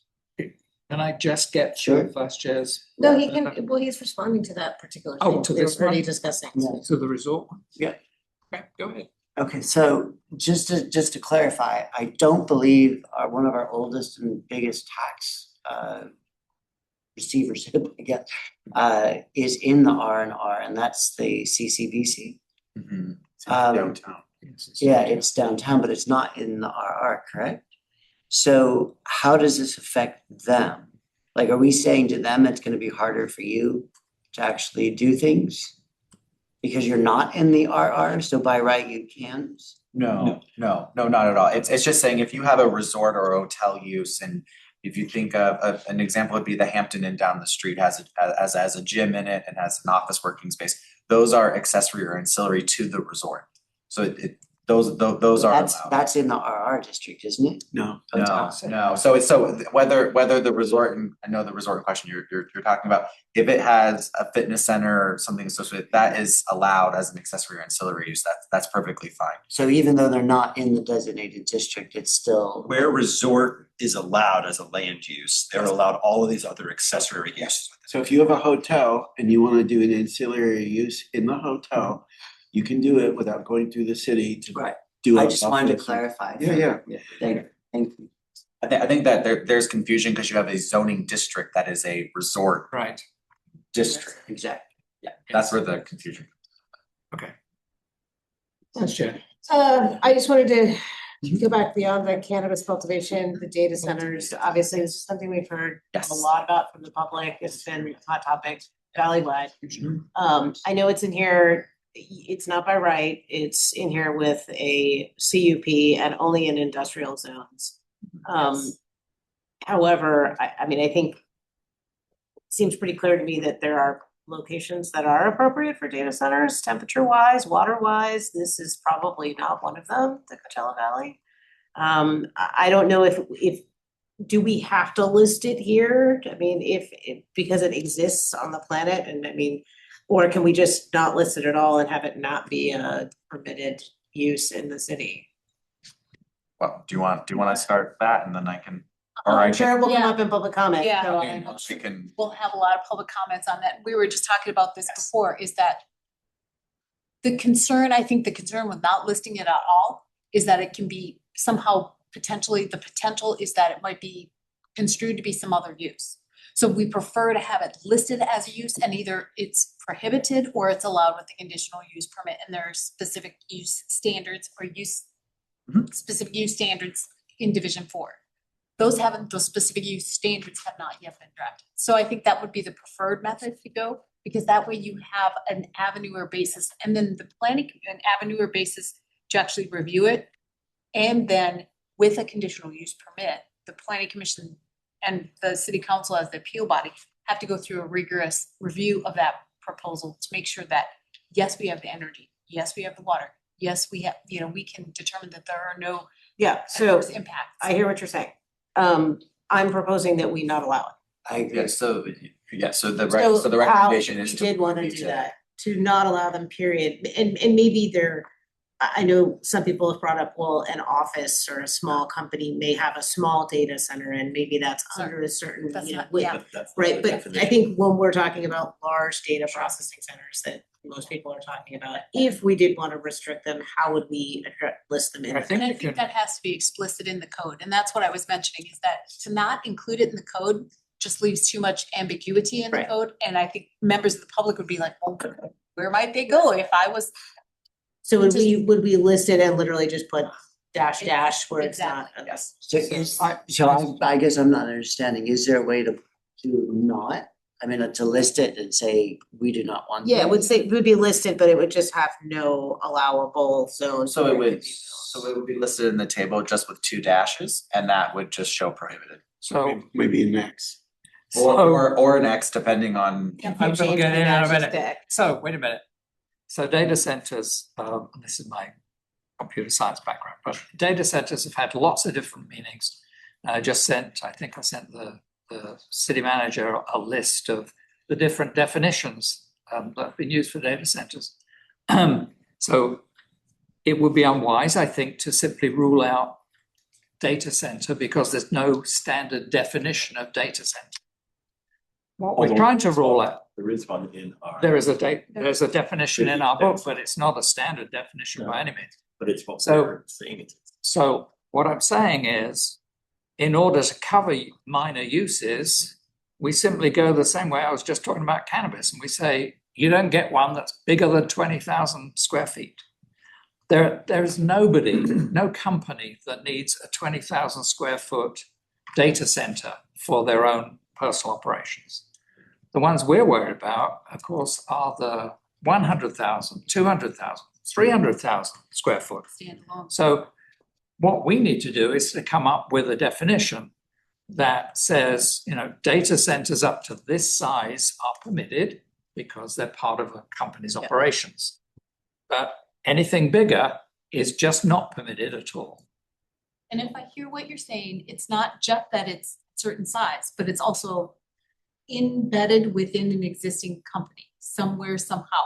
Because what we don't wanna have is sort of this chain of, well, I've got it 19,999 plus another. Typically in the past, at least, any data center for a company has at least housed the the computer department. That's the programmers, the network analysts, the data analysts, and so on. So, yeah, we can construct that as the definition.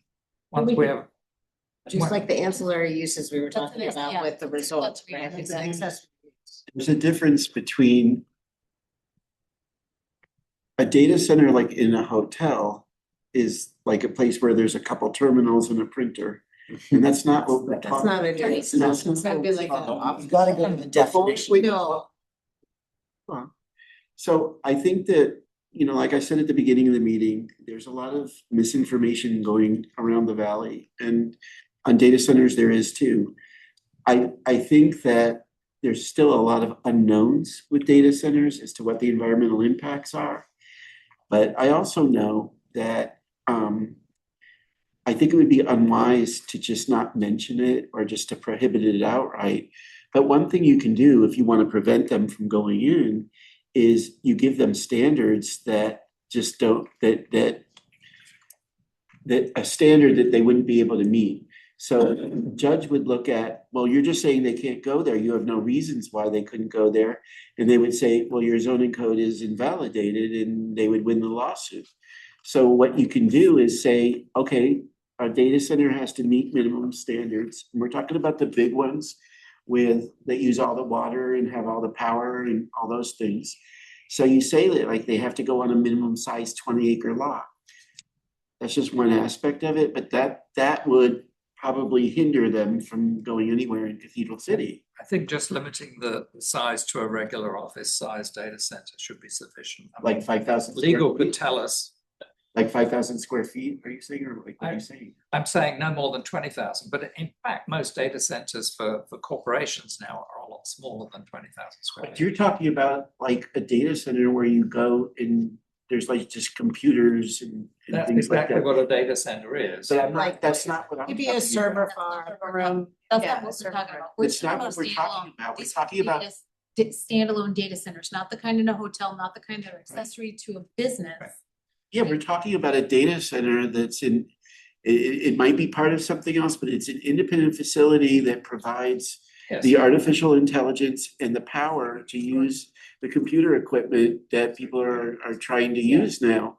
And if you don't want them to be part of your city, rather than just not mentioning it, you should Well- say the standards that, especially if they can't meet them. So if you say that they have to go on a 20-acre lot, which we don't have a lot of, then we won't get any. So, And then a judge would look at it and say, oh, okay, well, at least you have criteria, rather than just saying you can't do it. so I think the takeaway is that we don't want them, these huge warehouse type data centers.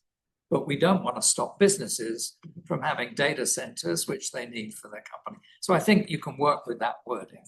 Yes, and When we you're pulled up the talking about definition here business- too on the screen. I know that there's confusion over what this actually is. This is the definition Right. as defined, it's highlighted in blue. Right. These are not, this is not the computer server room at the bottom of a hotel. No. These are large scale, multi-hundred thousand square feet, acres and acres and acres and acres. Heavy industrial use. And as part of this, it does give, uses, blockchain technology, cryptocurrency. So these are far larger. Well, And I think what we can do is we can help but I think what we can do is we can help distinguish between, as you're talking about, so it doesn't rule out what we're seeing as like accessory ancillary to some uses. Right, but I would avoid getting into the details of things like blockchain technology, which is used in all kinds of even desktop programs now. So, let's not get too far into the weeds with the technology. Let's stay with something high level. I But think if you- I think where you need to make that distinguishment though is what the facility looks like, right? You're still talking about an accessory to a hotel, an accessory to a business. Those are all allowed regardless. We're talking, this definition is for a standalone use, right? So, Yes. yes, so I think But if you that's the truly distinction. don't, if you truly don't want them in the community, rather than just, and legal, you know, help me if I'm wrong, if we got sued and we just didn't have any criteria, we would probably lose. So if you have criteria, similar to like what we do for adult uses or cannabis, not, you know, we say how far they have to be from everything, and it has all these distance requirements. So you have not only distance requirements, but you say it has to be on a 20-acre lot, and it can't have a building height over a certain height, and it can't have, you know, those kinds of things. I mean, I'm not as, I Can't don't, consume a certain amount of water. I'd say you can, if it's an option to sort of regulate them out of existence, but there's nothing legally at risk with just defining them appropriately and then prohibiting them, if that's the real goal. And then another thing I'd add just real briefly is that when we talked about Division 1, there was one of the things we touched on or skimmed over there was that there's a process to obtain a planning determination of a similarity of use. So if somebody wanted to say they were exempt from this refined definition, whatever it ends up looking like, there's a way to say, hey, I'm something else, can I get, you know, the city's determination on that before you start doing work or get involved. Yeah, I agree with what Rich was just saying, what staff were saying. I don't think we can pretend this doesn't exist, and I think it's better to define what we want or what we don't want through the specific land use section to itemize things like size, proximity, proximity to residential areas, proximity to schools. We do that with cannabis. We could have a whole host of requirements that would really kind of limit it. As it is, it's limited to industrial zoning, and we have very little industrial zoning in the city. For example, Perez Road is industrial. There's a couple of parcels, I think, up north of I-10, which, you know, has nothing there right now. There's an industrial parcel which is on tribal land, which we cannot do anything about. And I think there's another industrial parcel on the west end of the city, which I think there's nothing there right now. But I think if we had a specific section, and I think I shared with staff, there was an American Planning Association article, October 13, 25, that kind of talked about AI and data centers in terms of writing specific criteria. For example, you could have things about what mitigation they'd have to do. They actually gave up the example that some cities have required a security bond. Like if this is a bubble and it bursts, and let's say we had built some huge monstrosity, which I don't think any of us want, but we'd have a bond in there that they've got to demolish it and restore things. So there's ways to make it, frankly, almost impossible. But I really do think we should itemize that in a specific land use section, just like we do with cannabis and other uses. so our adult use ordinance, our adult use ordinance. I think that's what's one last thing. Our adult use ordinance, basically, you know, based on all the distance requirements, you can only put like an adult use like on Summit Street off of Perez. I mean, that's about the only place they can go. So, So you could do that, like Roy was saying. okay, so to summarize that discussion, pretty clear, nobody wants the big warehouse data centers in the city.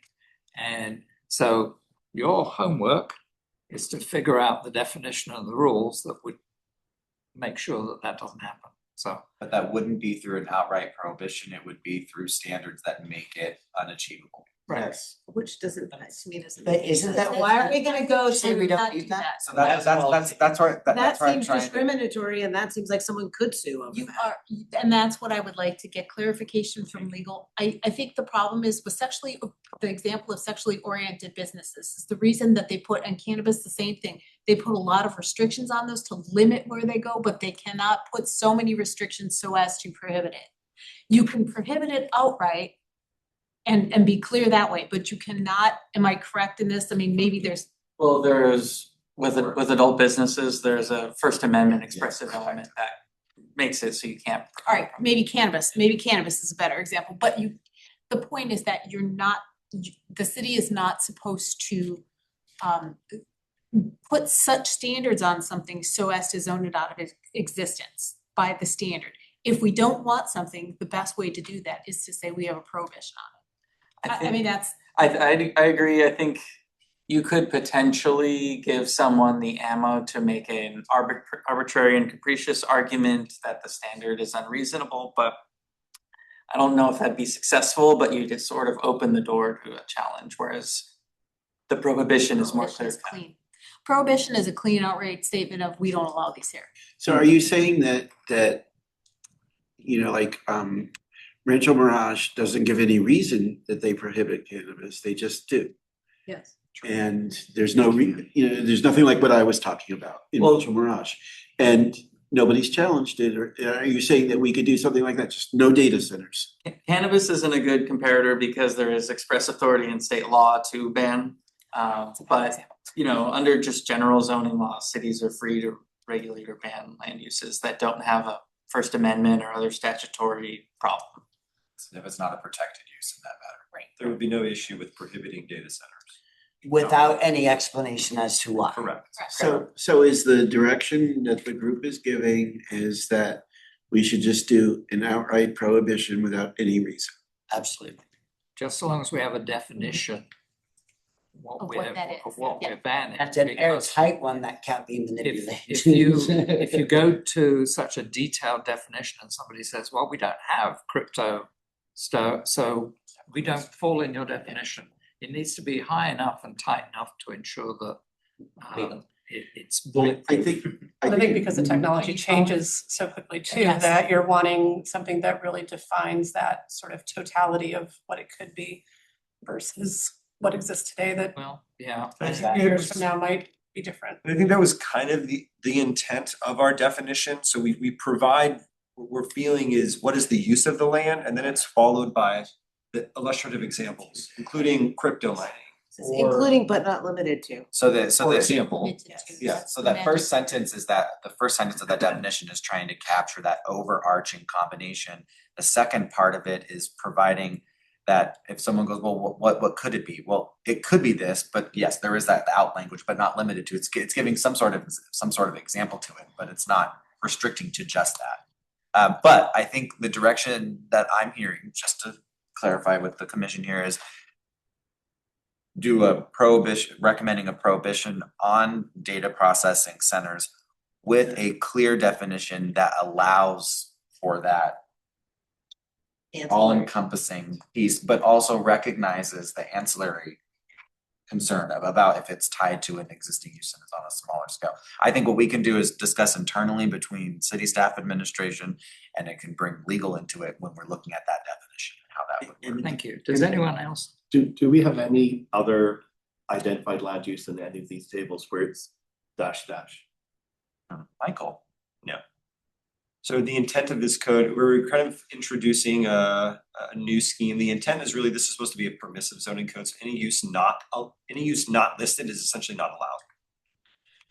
I think there is an argument to be made here that if we don't define a land use though, then what is the monster that we're trying to fight, right? So it's better to define something so that we have some standards. In this case, I think it would be an exception to kind of the rule that if it's not listed, it's not allowed. We have kind of the preamble sections before each of the land use tables, we kind of state that. I think this would be one of those land uses though where we would just fold in as. In section 1, does it say that if a use is not listed, it's not allowed? So that should be at the top of each table.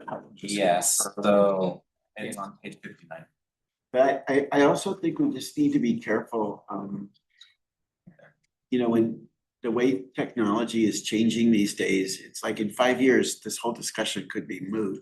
But I think we need to do something now to ensure that we don't get a negative land use, but you know, everything could be deleted in 5 years.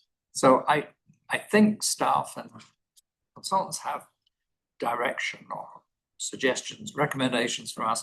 And I want to move this on because so far we've got almost through 2 sections of an 8-section document.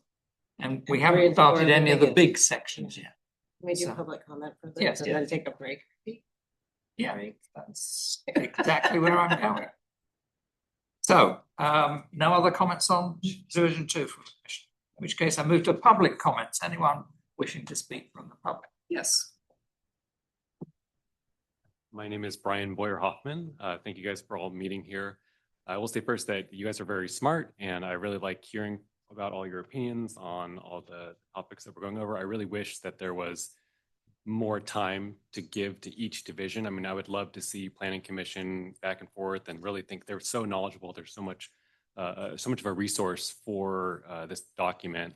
I also want to remind you guys that you mentioned it was a living document. And so with the data center issue, if it's some magical technology comes out that doesn't, kill us all, we can just change the document. So we can. My other comment was on the heights of downtown. I think that the heights should be higher as people travel down 111 and see, what Cathedral City is or when do they notice that Cathedral City is there. IMAX is the biggest building, and then they might see the casino or some gas stations. So if we had a big development, I think that would be great. I think an example that is good is like the Rowan downtown Palm Springs, a beautiful building, and it doesn't detract, and it's a nice point of a feature for downtown. On the other side, Indio did a bunch of development of some really beautiful old buildings, and they turned them into just like a row of block of nothing. And so I think that there's a careful balance there. So I just thank you guys for coming and looking at all this. And if there is a chance to extend this, cancel it at 3 divisions and bring it back, because I have to go to work and I'd love to hear more of it. But if there's any way to extend these meetings or have a week of it, I'd be there for that. Thanks. Thank you. Any other members of the public? Yes. Hello, my name is Dorian, and I wanted to talk about the data centers. I think if we can another option is just putting a ban later on. I mean, once this code zoning update gets passed, we could also just ban it. And also my ask is to have the basically leave anything north of the freeway as open space, because it's essential for the wildlife preserve. That's where they get the sand for the dunes. And then they wouldn't be able to build a data center there if it's open space. So that's what I really would like to see is no development at all over there, not even housing, because nobody wants to live there. It's too windy. And I also do recommend that we should just do 70 feet in downtown. Thank you. Oh, and also, I don't know how we're going to get through all the divisions today, but I think there needs to be less repeating stuff, or we could just do the other half of the meeting another day. That would be great. Thank you. Thank you.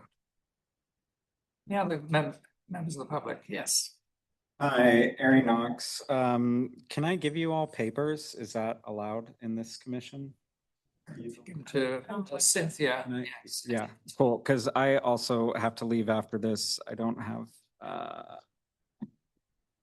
I can. Oh, thank you. These are the comments that I've sent to the provided email now 3 times, and I provided them at the last meeting. I will read the ones relevant to here. Something that I'd really like to see, table 92001. I see a missing use in here. If we can have churches in residential areas, I don't know why we can't have a museum. How this relates, I personally am very interested in historic preservation. I would love for the Agnes Pelton Society to one day be able to operate as a museum in their space. That is not currently supported by the zone. I'd love to see zoning. I'd love to see that supported. 92002, sorry, I'm talking really fast because I got a lot to get through.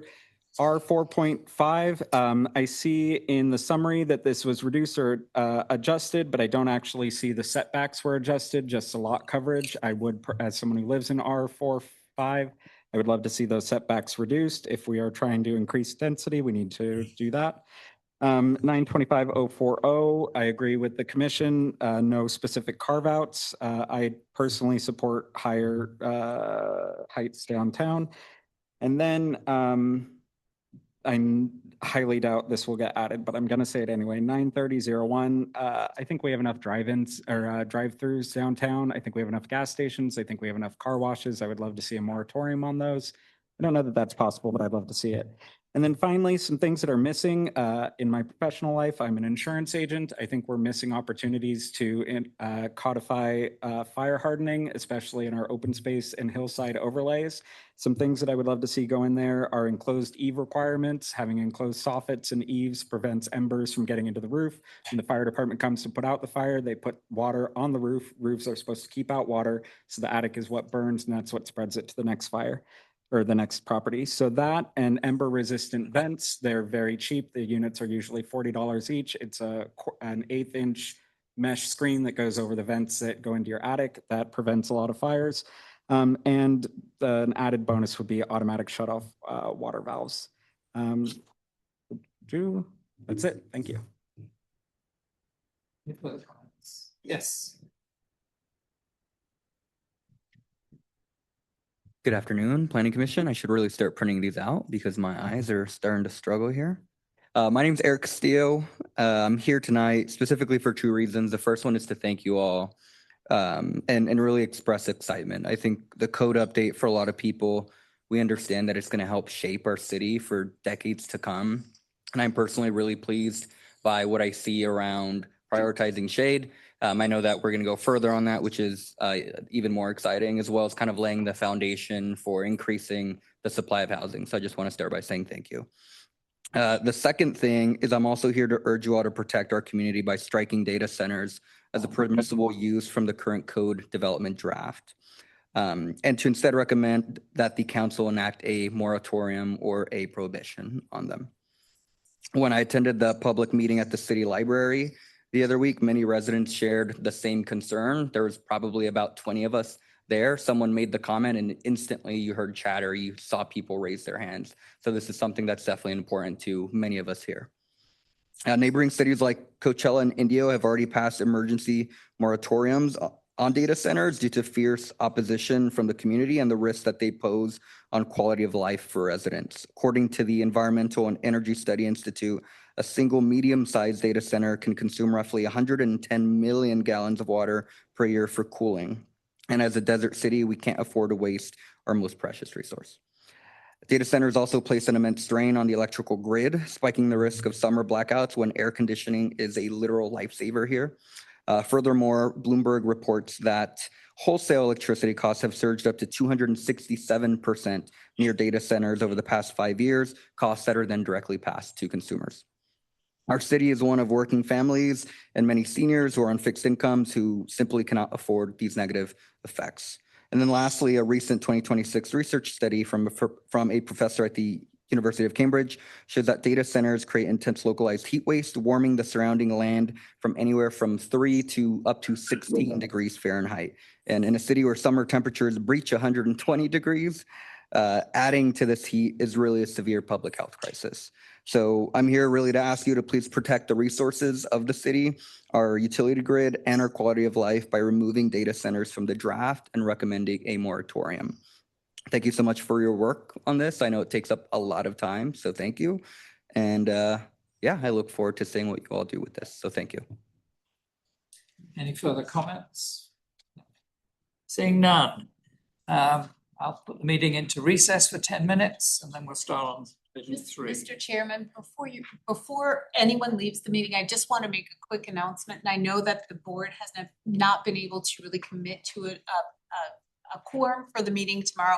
I did want to let the public know and the board know as well as the commission know as well that we do have a meeting tentatively scheduled for tomorrow. If this meeting runs long, it has been publicly noticed for continuation of this discussion if it doesn't get done in time.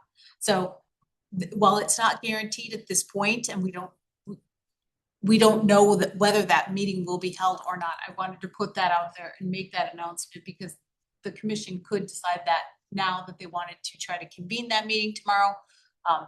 So that if there were additional public comments, you could hold those then as well. I have no gavel, but we're in recess. 10 minutes.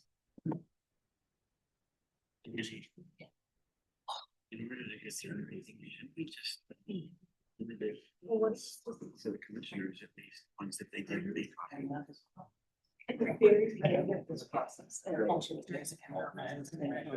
Yeah. No, thank you. I really like If we get through. Right, and I will. downtown.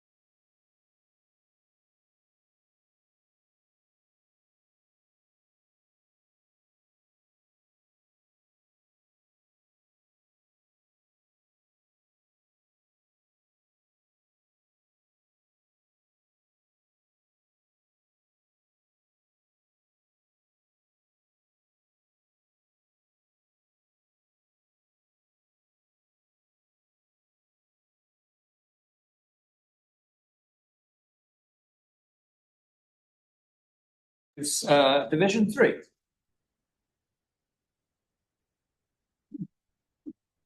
That's staggered. We think it was not a good I think idea. it was not a good choice.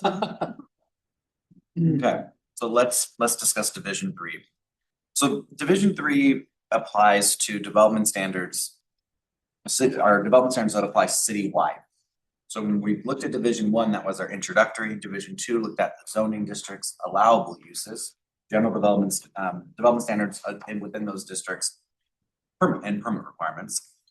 Division 3 looks at development standards that apply regardless of zone, regardless of use. So when you think of that, signage, parking, landscaping, lighting, every project has to provide X, Y, and Z.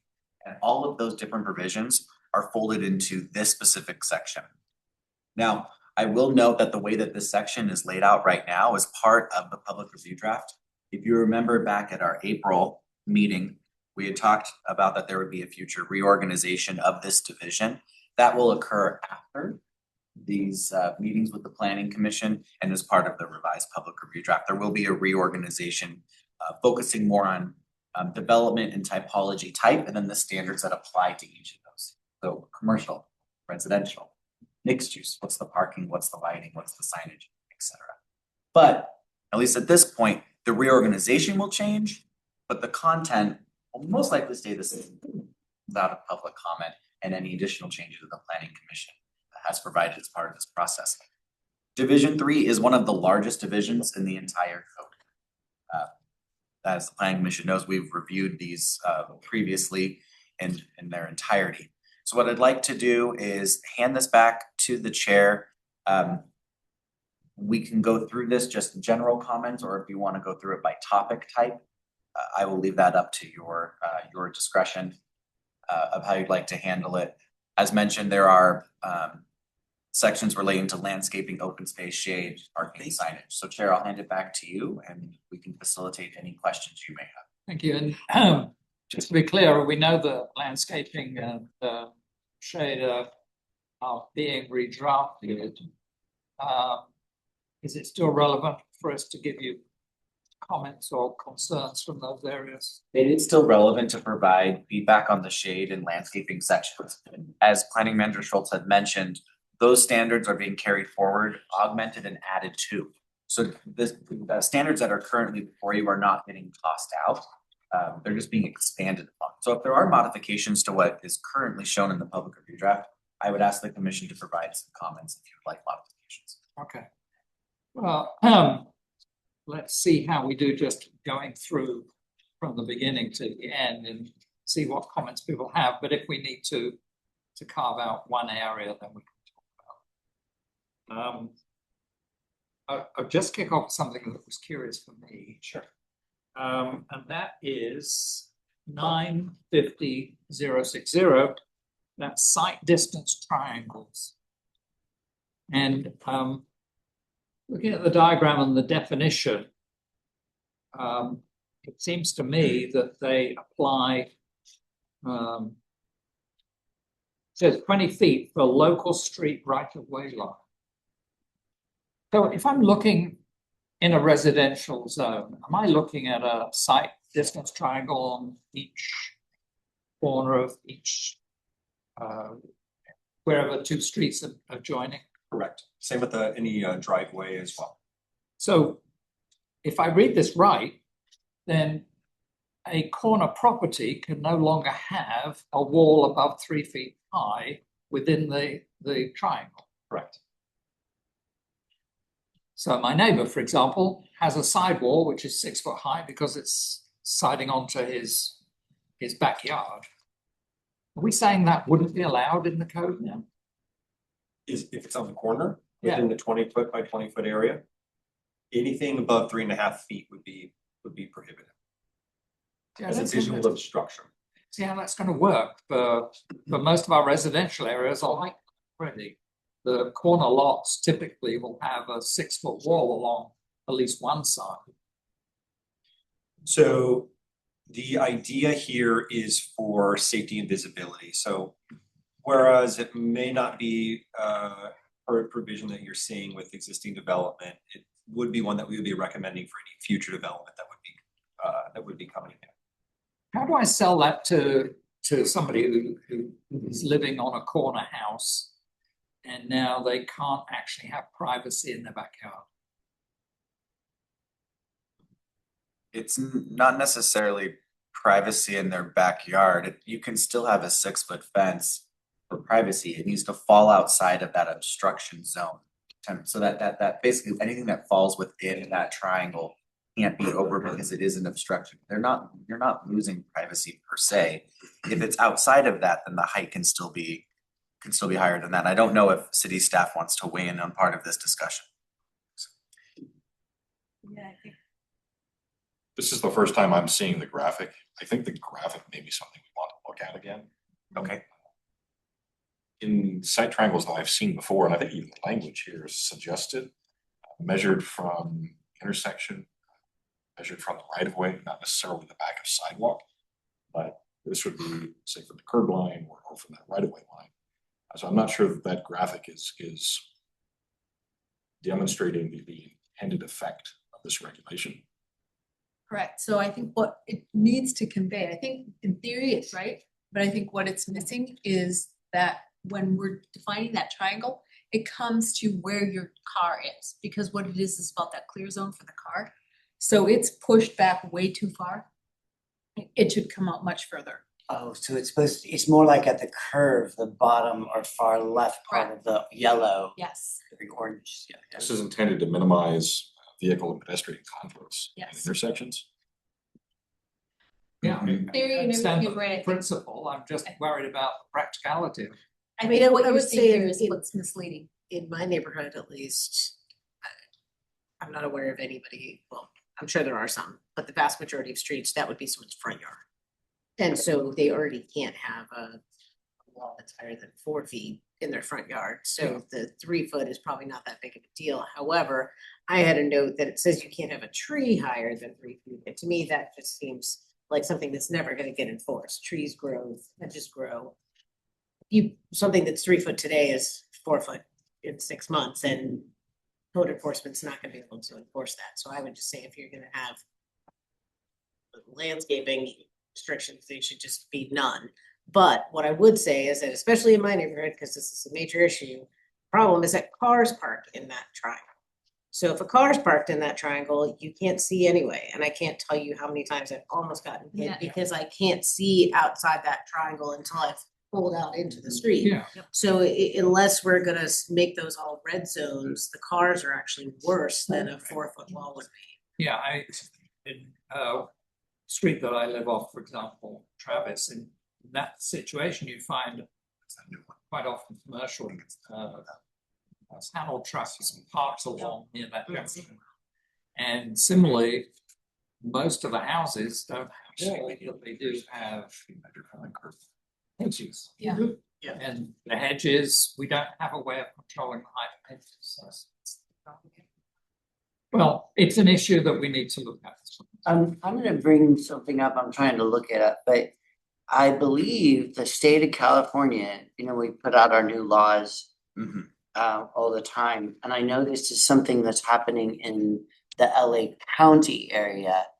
Legal, fill me in. I think I know what you're talking about. It's About no parking 20 feet from the corner. right, it's called the daylighting law, and it went in effect in 2025, and it's not, so enforced statewide. I'm not sure how many people are actually issuing tickets for this, but you need to park 20 feet away from a corner. So someone like parked where you're talking about could receive a parking. That's good to know. But most people Yeah. don't know the law that's come in. So I think there's That's a, with all red. there's a There's practical red side of zone this one. too, Yeah. that I think we need to talk about. That is where there's existing communities. This is not going to require someone to tear down their block wall. It's not going to require them to immediately apply. But this would guide and direct new block walls, new fences, new potential obstructions within that site distance triangle. So Well, this the would, vice chair says though, I mean, you've got to consider landscaping because hedges are endemic certainly in the area I live in. And we don't have, and Justin would concur, that we don't have a way to control the height of hedges because we have no code to do that. I think the direction here, we can update the graphic and clarify the language and coordinate with city staff on any modifications to this specific section. Right. Next. There's 9.70.060A1. It mentions EV parking relative to Calgary building code compliance. And when I saw the word building code, it brought up a specific issue, which maybe Cynthia can clarify for me, because I may have understood the explanation I got via email. It was in relation to the shopping center near us, where not just parking, it was also to do with charging, but let's just stick in parking, seeing that's where we are right now.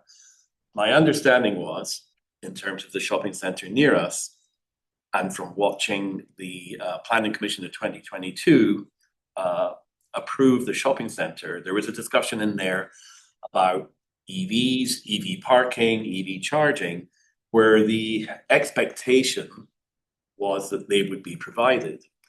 But unfortunately, what apparently happened, and I may have gotten the message wrong, is that there was some building code analysis done, not of the entire shopping center, but of building A and building B, building C, and they weren't considered as a whole. And because they were being looked at on an individual basis, it meant, hey presto, we don't need to do any EV charging or parking. So I was just wondering, when we have it mentioned here, would that be the kind of analysis that would be done again? And if so, how do we guard against that happening? Yeah, so what you're describing is correct. So the trigger point didn't get hit for each individual pad site. When the project came through as a project, and there were, I forget how many spaces that were incorporated or anticipated with that. Let's just say 30 for sake of argument. There are 30, but each individual pad site didn't hit, they have to get to a certain number, a certain size before the triggers hit. If they fell below that, they didn't come to each individual trigger to total up to the 30. As a whole project, they did, but on the individual sites. And so what you're pointing out is the flaw. And So just point of clarification, is this the project where Chipotle, Starbucks, and all that type of stuff is? Because there was the promised EV charging that now is never gonna happen. Ah, interesting. Right. That was promised by the developer explicitly. And so it's interesting how the manipulation happened. Well, and I don't know that it's necessarily manipulation, but there was, you know, when it gets reviewed, whoever draws up the plans. And it's hard to explain exactly what happened there, but whoever draws up the plans draws them up for the building code. And if that was missed, it got past the building code at the building code stage. So It was a gap between plans that were reviewed through the planning commission and the building permit plan check. That should not have happened. And there's things we can do to make sure it doesn't happen again. I think we do need to have something in our code that speaks to that. My concern is that we don't, what I would call super regulate, where we don't dictate. And I'm not sure how we reconcile that, but I think that's something, again, that we can work on with the consultant to figure out a way to ensure that that the entirety gets distributed along. Because when you all see a project, oftentimes you see it as a phased project. This is the full build out over 10 years or what have you. And here are the total number of spaces. We don't get them through that part and parcel. I think that we need to have a way to make sure that we ensure those through the development review process, the planning process. Right, I think it's more of a management issue than it is something that you can write into the zoning, because you can condition and zone things to the, till the cows come home, but people miss things. And like the city manager said, it shouldn't have happened, but I think it's more of a management issue in that you need more eyes on the plans to make sure they match what the planning commission did. And then oftentimes the conditions of approval get put into a drawer and nobody ever looks at them again.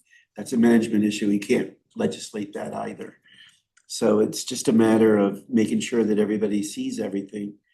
And the other problem sometimes is, especially with this subject, is that the building department and planning department, they have to coordinate on these things. Because there's a code for the charging stations in the building, California Green Code. And planners have to comply with that too. So it's more of a management issue, I think, of anything, but I don't know that we can legislate a fix to that. Another little parking comment question I had, where, we lay out the requirements of so many parking spaces for different types of land uses. And, in residential uses that we've just discussed, we're talking about, density bonuses and other things like that. And I wondered if, and this might be a bridge too far, I'm sure, but I this week or last week, there was an article in the Palm Springs Post of the Safeways at Sunrise and Vista Chino, where their parking lot is going to have a significant amount of it's going to be covered, so that feeds into our shade issue, but it's also being covered with solar panels to help our energy issue. And I was wondering if, as an incentive, as a bonus, that if a developer could say, well, by code, I need to have 20 parking spaces or 100 parking spaces. But if I put shade and solar on them, we'll let you get away with 80 or something. Is there some sort of incentive we could add to encourage that kind of parking development? And that one's a little complicated to answer, because I know when it comes to covering the parking with solar, there's a requirement in the building code for how much has to be covered with solar or solar ready.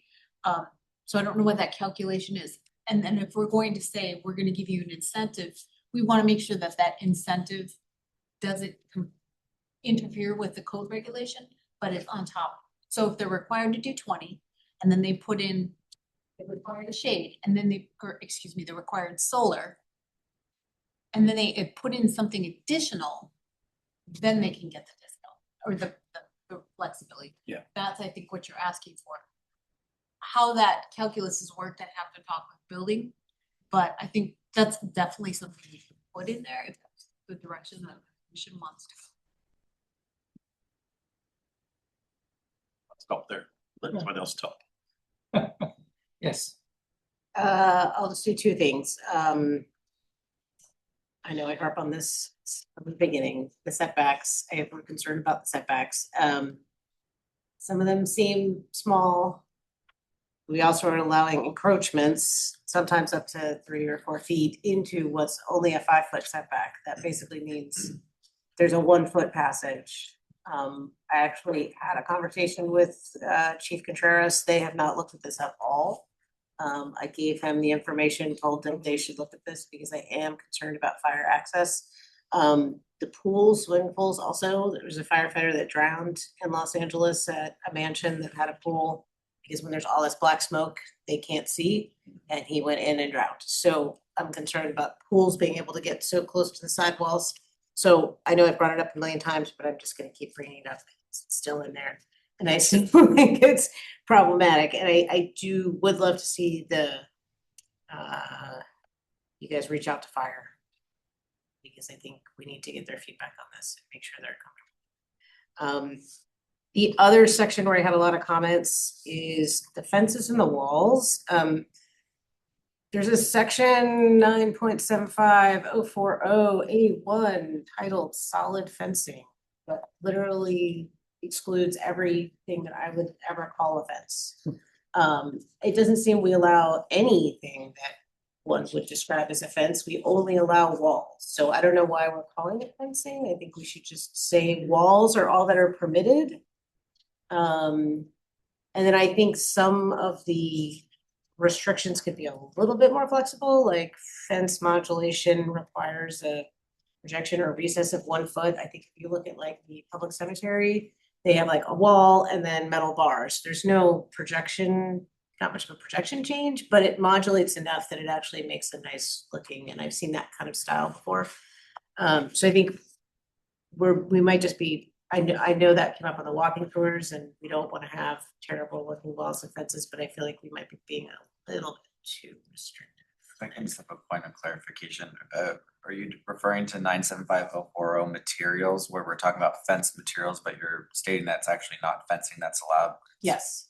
Essentially just permitting walls, so, okay. Cause it's like no chain link, no, no wood, no, I'm like, the number of materials is like, what else would you make a fence out of? I don't know. But Like, the- just in terms of regular Sure, people who are sure, gonna no. read this, you know? I just wanna like- make sure I was looking at the right section and Yeah, referring to yeah, what you're saying. I think I put the wrong. But Vice Chair Mead, I think the definition in our current definition is kind of crazy because it's like a wall and a fence are the same thing. And I know that doesn't sound right, but that's how it's written. And I hope that it's not written that way now. But a wall and a fence are two separate things, but oftentimes they get merged together. I agree, but I can't think of for the life of me anything that we would call a regular person would call a fence that we now allow. They're all Well, prohibited. One thing that I saw in the code that we might want to take out of the prohibited. I think things change and sometimes we're slow to recognize things that change. So like, it used to be artificial turf was terrible and nobody liked it, now it's okay. But vinyl fences used to be terrible, they didn't age well.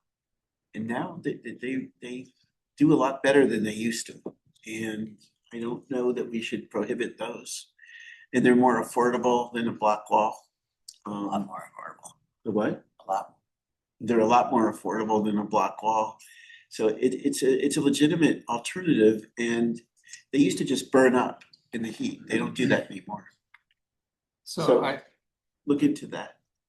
would just add a little general point, and actually I referenced it earlier in the meeting, but in terms of any of the restrictions that we have, and it's not necessarily going to be put into the code, but we should have a defensible position for any limitation.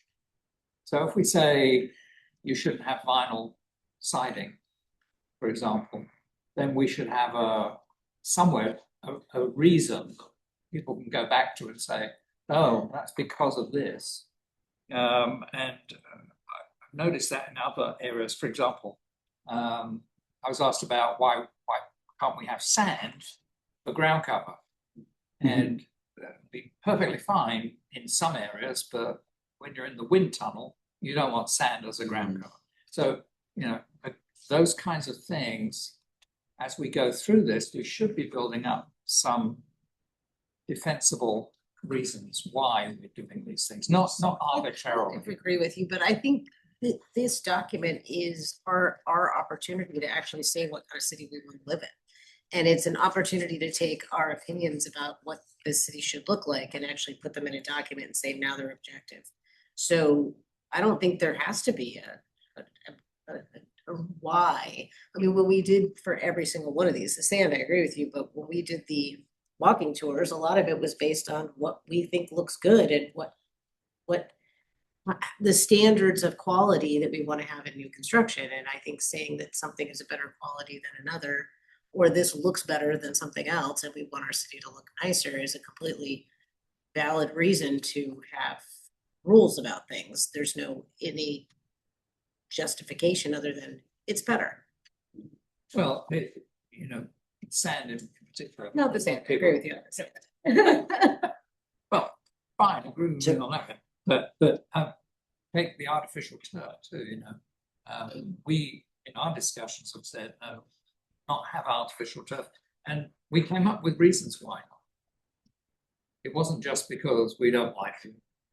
It's because, it compresses the soil and, leaches into the soil and so on. So Yes. we actually had reasons for doing that. Sure, but an example would be the concrete walls, right? The concrete block walls. We no longer allow them to just be a concrete block wall. They have to have some sort of treatment, some sort of landscaping, a trellis, something so that it doesn't look just like a terrible blank wall. Because when you drive down streets that all the houses have those, or even commercial corridors on Dave Palm, there's a bunch of stretches like that. It just doesn't look good. And it doesn't actually set a visual standard for the city that we want. So I think in some cases, that should be enough, isn't it? I mean, isn't this our point of view for what we want as a city? I'll defer to. Yes, and I'm gonna jump right in there and say yes. I think you decide, once the city decides, there's no reason to justify it. Because what happens, I think oftentimes when you justify, you're having this discussion and debate and you talk about different things and why you want them. The team writes them into the code. When you put those into, when you codify for these reasons, you're opening up a debate. And when the applicant comes to the counter or calls us and says, yeah, but I'm doing it for this reason instead, it opens up a debate. Just draw the line and say this is what the standard is, period. I think that's the best way to do it. So I want to offer a comment, and Cynthia's probably gonna kick me. So, you asked a question here. about what fence types does that language allow? I'll share with you an example of one that I permitted that Okay, good. it's an emerging trend. You're seeing this more and more. You're seeing this in Palm Springs. You're starting to see this in Cathedral City. The code was unclear. I made an interpretation that the code says I can make the decision. I allow it. That's corrugated metal fence. You're starting to see corrugated metal. You're starting to see aluminum as fencing materials. The language in here allows us to say yes. So to the point about, this is our code, this is our community, it should reflect those standards. That is a fence type that you're starting to see more and more. You don't see a lot of vinyl fences out here. I think the heat melts. melts some, they need to be heat treated. But that is a fencing type. So Okay, block good. walls, corrugated metal, aluminum, I think that's what the code would. Well, so two aspects of wood. One is fencing and the other is decking. And I've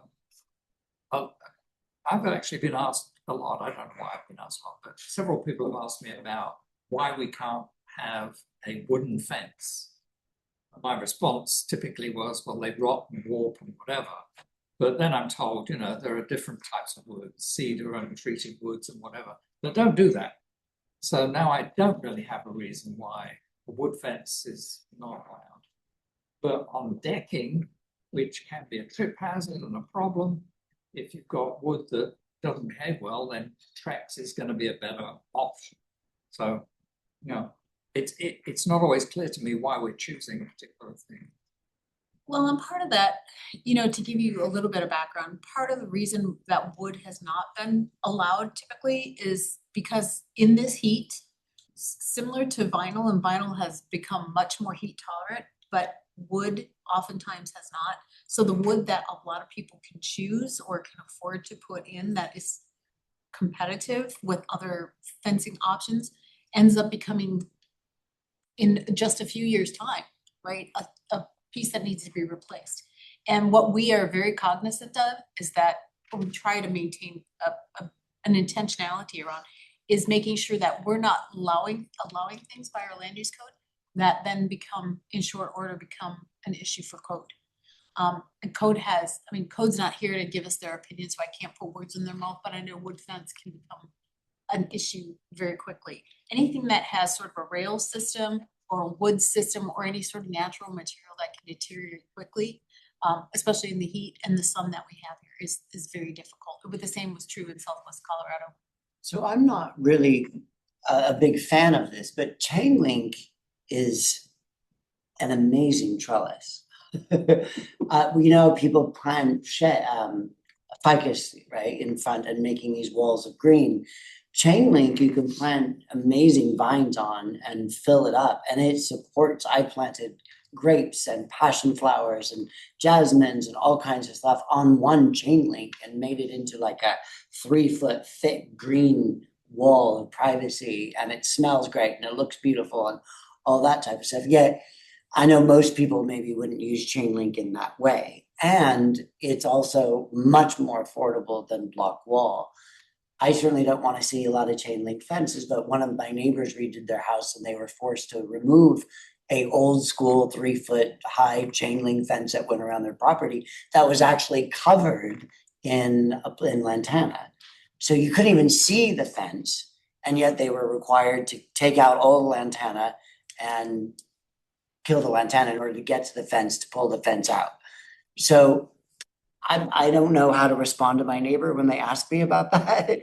Again, it's not the most beautiful, and if it's a beauty standard, then okay. just curious, as it's a metal fence, it's like the corrugated, that's the big trend. It's been going on since I was flipping houses like in the 90s, you know, that type of thing.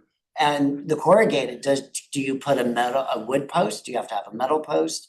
Is it like, how does that work? Cause most corrugated is being put up, cause it's cheaper, with a 4x4 wooden post. So lots of curiosities about that. Is there any? I don't know that there's necessarily a standard. There might be a metal post that you can put in when you're doing a corrugated metal fence. I know that they were very popular in Southwest Colorado. You can do either one, the Yeah, wood you is can do cheaper. Either one, yeah.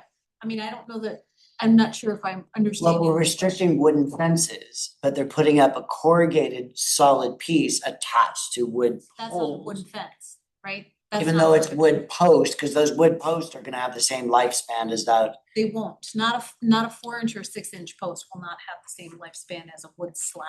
But the code does not address the material. I think what you're getting to, Commissioner Bedard, is if we are prohibiting wood fences, why would we allow wood posts, which would Right, deteriorate? But the correct. code doesn't address, at least in its current form, doesn't address the post. So it's not saying that, you know, the posts also can't be part of that prohibited material.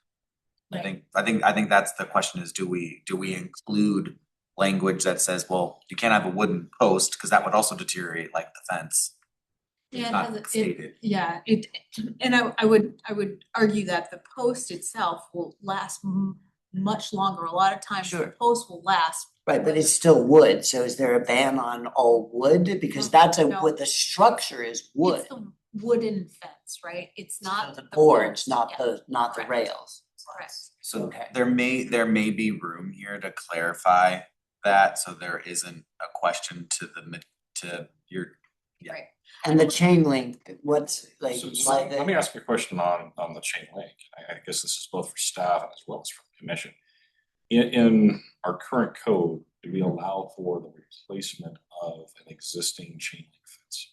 If someone has a chain link fence in their rear yard, on the side yard, if they wanted to replace that for maintenance purposes, we allow it. I don't think we do. I don't. Don't quote me on it, but I don't think we do. I agree with Plan Yeah. Manager Schultz. I believe what the new code says, it's prohibited when you replace it. You've got to come into compliance, and that's not a surprise to me. For the commission, is that the standard you want? Or if we have older neighborhoods in the city where you may have existing chain link fence, do you want to allow someone with an existing chain link fence in a rear yard, in a side yard? But if you do that, you never get rid of the non-conforming use. May never get rid of the non-conforming, but I think this recognizes that the city's built form has changed over the decades. And Peter, to your comment, there are older neighborhoods where that is the standard. And asking those older neighborhoods to build a 6-foot block wall, is that reasonable? That's your determination to make. That's a call that we can make. We can require them to remove that chain link and to build a conforming fence. We can do that. But I think it is also a policy consideration for the commission to say, for those neighborhoods that may have a different standard, you can allow that standard to remain. Yeah, so on one of my properties, I had a partial chain link fence. I didn't even think about it. This is beforehand, and I was like, why have a chain link? I have block wall everywhere. Let's continue the block wall. But it cost me, for 15 feet of block wall, it cost me $7,000.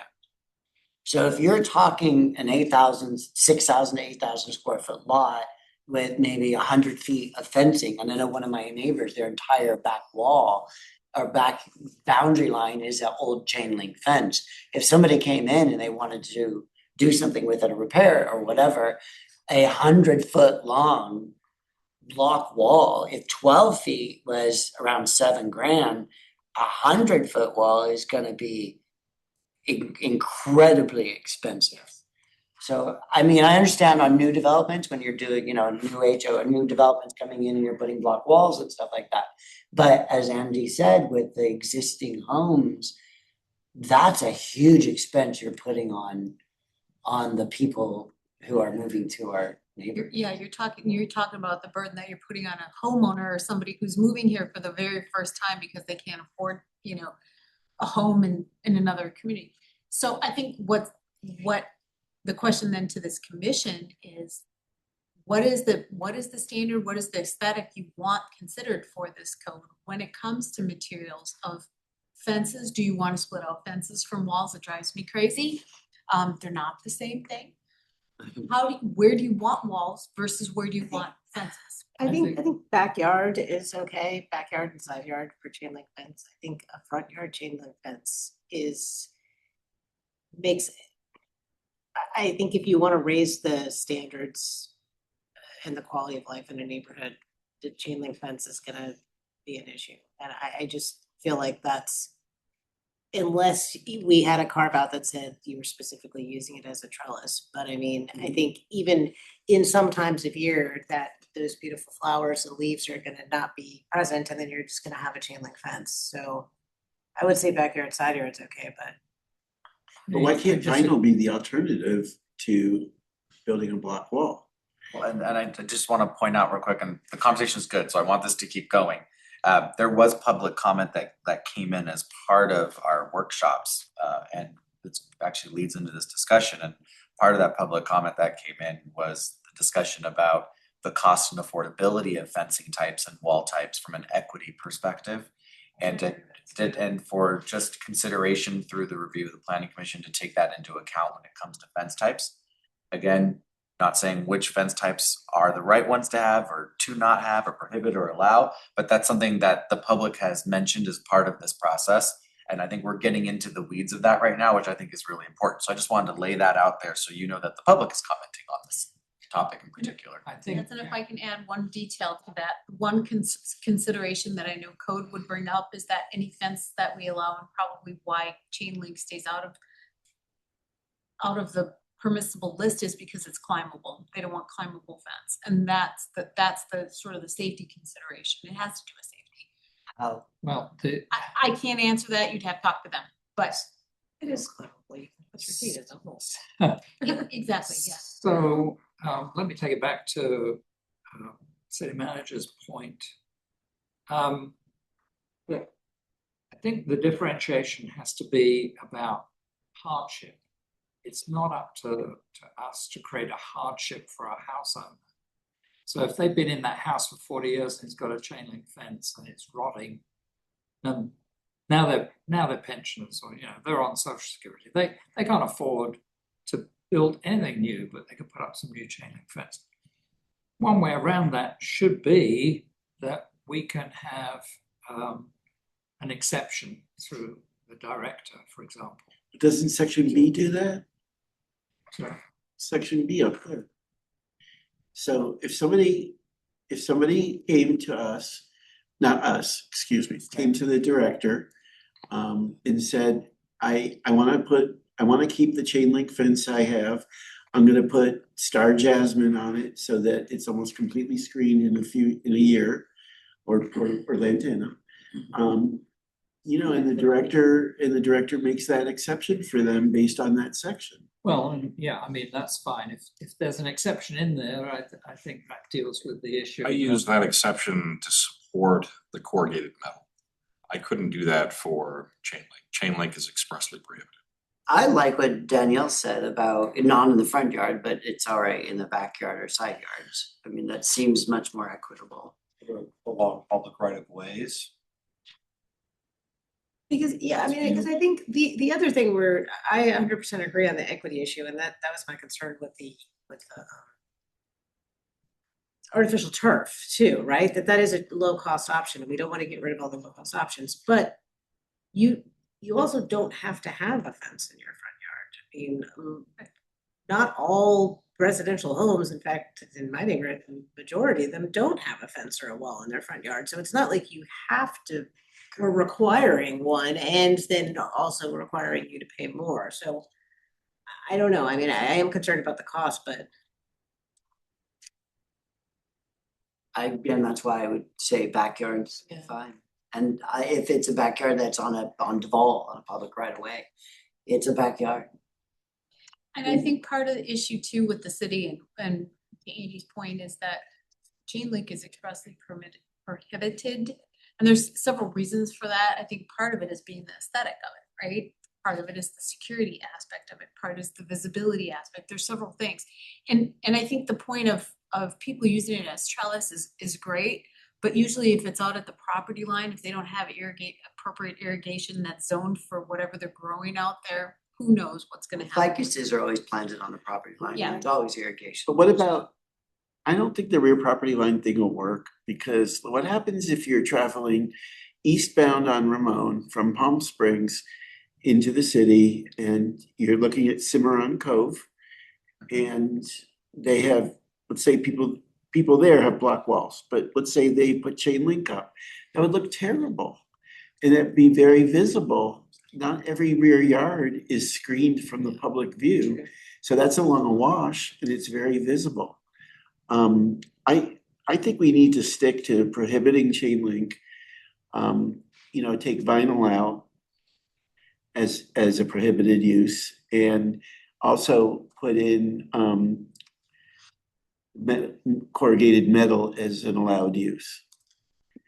Those two are much more affordable and they look good. Whereas chain link, I just don't believe that it looks good. If I can offer a suggestion to that, and if you're going to go that route, then maybe you just set a standard of how opaque it needs to be. If you're talking about a solid wall, I think then that's totally fine to say, okay, it's solid. I pulled up some images here, but some solid vinyl wood look or other vinyl alternatives that are solid instead of the slats that are meant to look like a wooden post rail fence. The slats don't age well either. Yeah, those do not age well. They get hot and melt. And can I circle back? I know we're talking, I'm hearing removal of vinyl, the allowance of the corrugated metal, but I didn't hear direction on the non-conforming fencing and what happens at that point. I didn't hear a kind of a conclusion on. If they have to aspect. replace it, I think that's what this whole conversation's been about though. That's what we are. So you would require that to be replaced, so if they did have chain Or link, to they just could- take it down entirely, they don't have to replace it, but if they wanted to replace an existing bordering chain link fence. They would have to They conform would with have to conform with. I don't, Sounds like that's what we're saying, but I don't wanna speak for anybody else. I don't wanna make it personal or anything, but I'm up in the Cove and I think there's at least 4 of our properties that butt up against each other. They're separated by wooden fences, so and I think there's other blocks like that in the Cove as well, that's wooden fence, you're talking about chain link. So Yeah, my yard if- is wooden fence, except for the back wall. So if it starts to lean, you and the neighbor will have to do brick wall or something. Which, good luck, cause we've got ficuses, so. Yeah. It seems like. But is the Probably not vice, gonna get there anyway. is the vice chair saying that if you're maintaining a non-conforming fence, that you can maintain it, repair it, but if you're gonna rip it out, you gotta replace it with something? That was their question, is that if it had to be replaced, Experienced this in another community, so I have firsthand knowledge with this, and there is a difference between maintenance and replacement. So if you have a wood fence, just using a wood fence for example, you can replace pickets. That's maintenance, and that doesn't trigger anything in the code typically. But when you take down a panel and you're replacing panels, that's a new fence. And right now, our code has no direction to staff on how to handle those existing non-conformities. I am confident that there are many cases where we have wood fences, chain link fences in backyards, they're not visible from the right of way, and they've existed for decades. And these are hard questions that come into staff. Can I get a fence permit to replace my wooden fence? Can I get a fence permit to replace my chain link fence? Staff initially turned down the Boys and Girls Club. This is one of the cases that we had to step in and intervene and provide some alternate direction.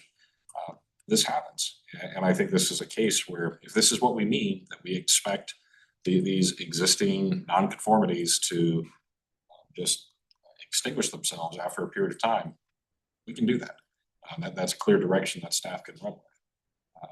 But my point, and the reason that I'm sharing this, and I suppose reiterating it, there are a lot of these nonconformities, and I think at some point they're going to ask the city what to do. And if we intend to allow them to replace those panels, if we intend them to allow them to take down those chain link fence posts and replace that with a new chain link fence that's not rusted, that's perhaps not, that actually is a 90-degree vertical angle. That may be an exception that we want to put. Might support a sort of mixed approach where that's so Rich was saying that if it's visible from the street, I would say it has to be replaced or. But if it's purely backyard between two. If we said interior, side yard and rear yard.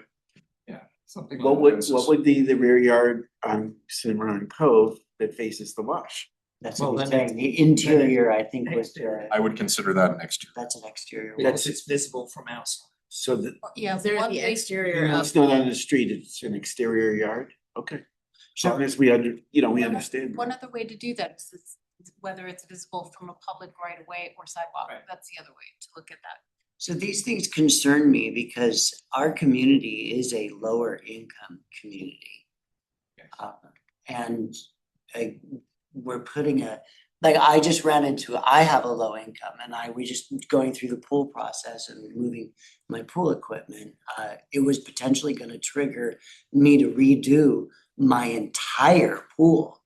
That's like a $50,000 to $70,000 cost because I wanted to move my pool equipment. Now, luckily, it didn't trigger that. But there were a couple things that if I would have broken into the concrete, which they say I needed to get a pipe, I need to get access to a pipe. But if I break in to repair that pipe, then I literally have to redo my entire pool. Right, but that's what I think what we actually just did today is we made it less restrictive and we actually opened up a carve Correct. so that people who, with the understanding or the intention to make it more affordable for people and to not put a Which is financial why I'm burden. bringing up the pool thing and any other things that are in the code that are like that, where they trigger a massive expense for the homeowner when the homeowner is trying to do the right thing. And yet doing a repair or an upgrade or something like that could trigger something that is unaffordable for the homeowner. But I appreciate the point.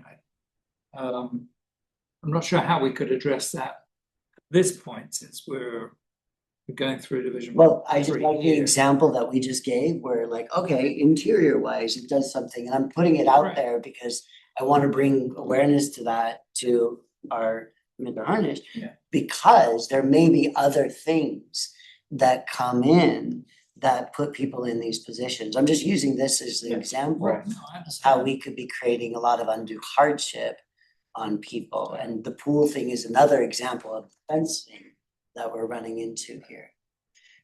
So in order, if we're gonna try to incorporate what you're saying, then the city manager's idea of having an interior backyard could have these other materials, but an exterior backyard, like the one at Cimarron Cove, would need to comply. Right. And I worry about, raising the bar, making Cathedral City look better. That's what I worry about, so that, people's property values increase rather than decrease. But I think that's a good compromise because the fence that nobody's gonna see, you're allowing them to use inferior materials because nobody's gonna see it. But the ones that are gonna be visible, those have to meet the standard so that we can keep our community looking good. And I think to clarify, it would be good, just not interior, I think we would wanna put it visible from right of way or stuff to just bolster the objectivity. Right of way or visible from the street. Right. Correct, and we can work on that language. Yeah.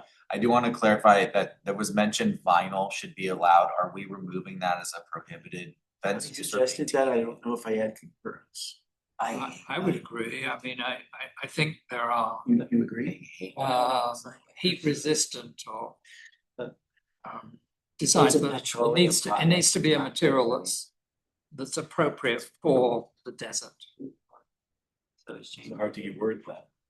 I- It's specified from other types of lights. So by hearing that it's not, I just wanna clarify, it's not appropriate for the desert, so leave it as prohibited, or is it something that should be No, allowed? I'm saying I believe they have developed better vinyls these days that are appropriate in the desert, but there Yeah, needs to that's be a what I- definition. Yeah, I don't particularly like it, but I think it should be allowable. I mean, it's a petroleum product, it's bad for the environment, it's bad for lots of different things, and it is cheaper than block wall, so. What is I don't know what a vinyl fence is. This is like vinyl It's that siding, white- but just made into a fence. Typically, Sort of. vinyl fencing and it's white.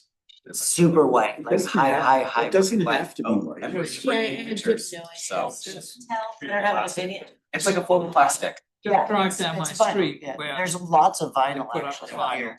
It looks like wood. Yes, I've seen. Yes. Well, some of Just so them, everybody some can of them, see. yeah, some of them Well, look there's like wood. examples. Those- It did you looks see like that? a fake. Some look like wood. Yeah. Many don't. That seems No. fine. If it looks like a wooden It fence, doesn't- but it's it gonna doesn't. last longer. Not all look like wood. It's built In that like image, wood. in that image, that blows up. It's built in the same way that it would be the same style of a traditional wooden redwood fence. Usually you would have the, yes. Yeah. It's- But the technology has changed that they age a lot better than they used to, so. So could you specify vinyl to standard, blah, blah, blah? Well, I just think you should take it. Industry definition. Hopefully, if they're selling it here, it's the type that's gonna last, so. I would suggest, if there's concurrence, that we take vinyl out of the prohibited and also, it's not mentioned in the prohibited, but allow corrugated metal siding in the allowed. Yeah. Because I've seen some really, I don't know if handsome is the right word, handsome fencing. Did you find it handsome?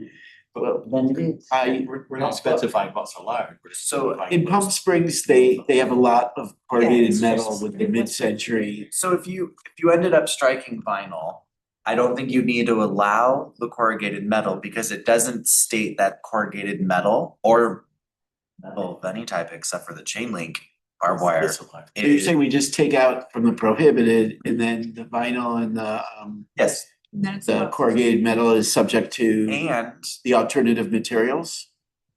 how would we No, address it it's in just- B then? I'd like to give staff a little bit more guidance when they're going through the code. I would probably lean back on planning staff for how you would wanna handle that if corrugated metal, if you would still rely on B as an alternative material. I think it's still just to be put in there. Metal and just have it be alternative materials in general. I mean, you're specifying block as being put in there, so why not say metal?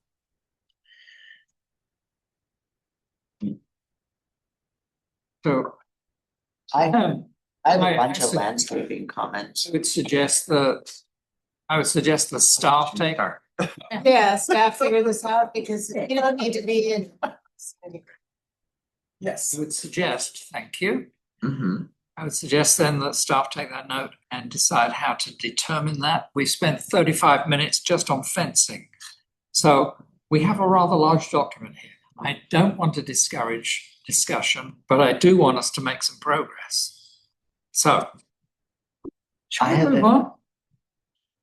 I have a few comments on landscaping. We seem to have passed that, if I can go back to it.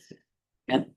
So, landscaping in, let's see, 9.55.030, page 313(1)A. I had made a suggestion to, as we use as a recommendation source, the Coachella Valley Water District Plant Guide. There is a local native plant guide that's actually been created by a local botanist from the Friends of the Desert Mountains, I think it is. It's called The Plant Native, Your Guide to Growing Native Plant Species of the Coachella Valley. I believe that we should add that as a resource to put in there, and I already gave a copy to staff, and I could get one to you guys if needed. It's just a resource, just like we use the Coachella Valley Water District Guide as a resource. Then going to page 3-14, allowed landscaping materials. I think we should have, instead of 1 tree, a 2-tree minimum. Again, the old way of planting trees is to have them planted so their canopies are a good 10-15 feet apart. That was this ideal of a beautiful formed tree that it is idyllic setting, didn't touch any other trees. That was a old way of landscaping. Now we're actually clustering trees like they would in more natural environments where the canopies can blend or touch each other or different things of that sort. I think it's very easy to have a second tree, if not even a third tree, in a space that provides even more shade and a denser shade. So I would encourage. Which section on 314 are you talking about? A, plant materials. Isn't it? So it's B3. it's 955-030. Yeah. B 3 A. Yeah, sorry, B3A. B3A, one IV 4, yes.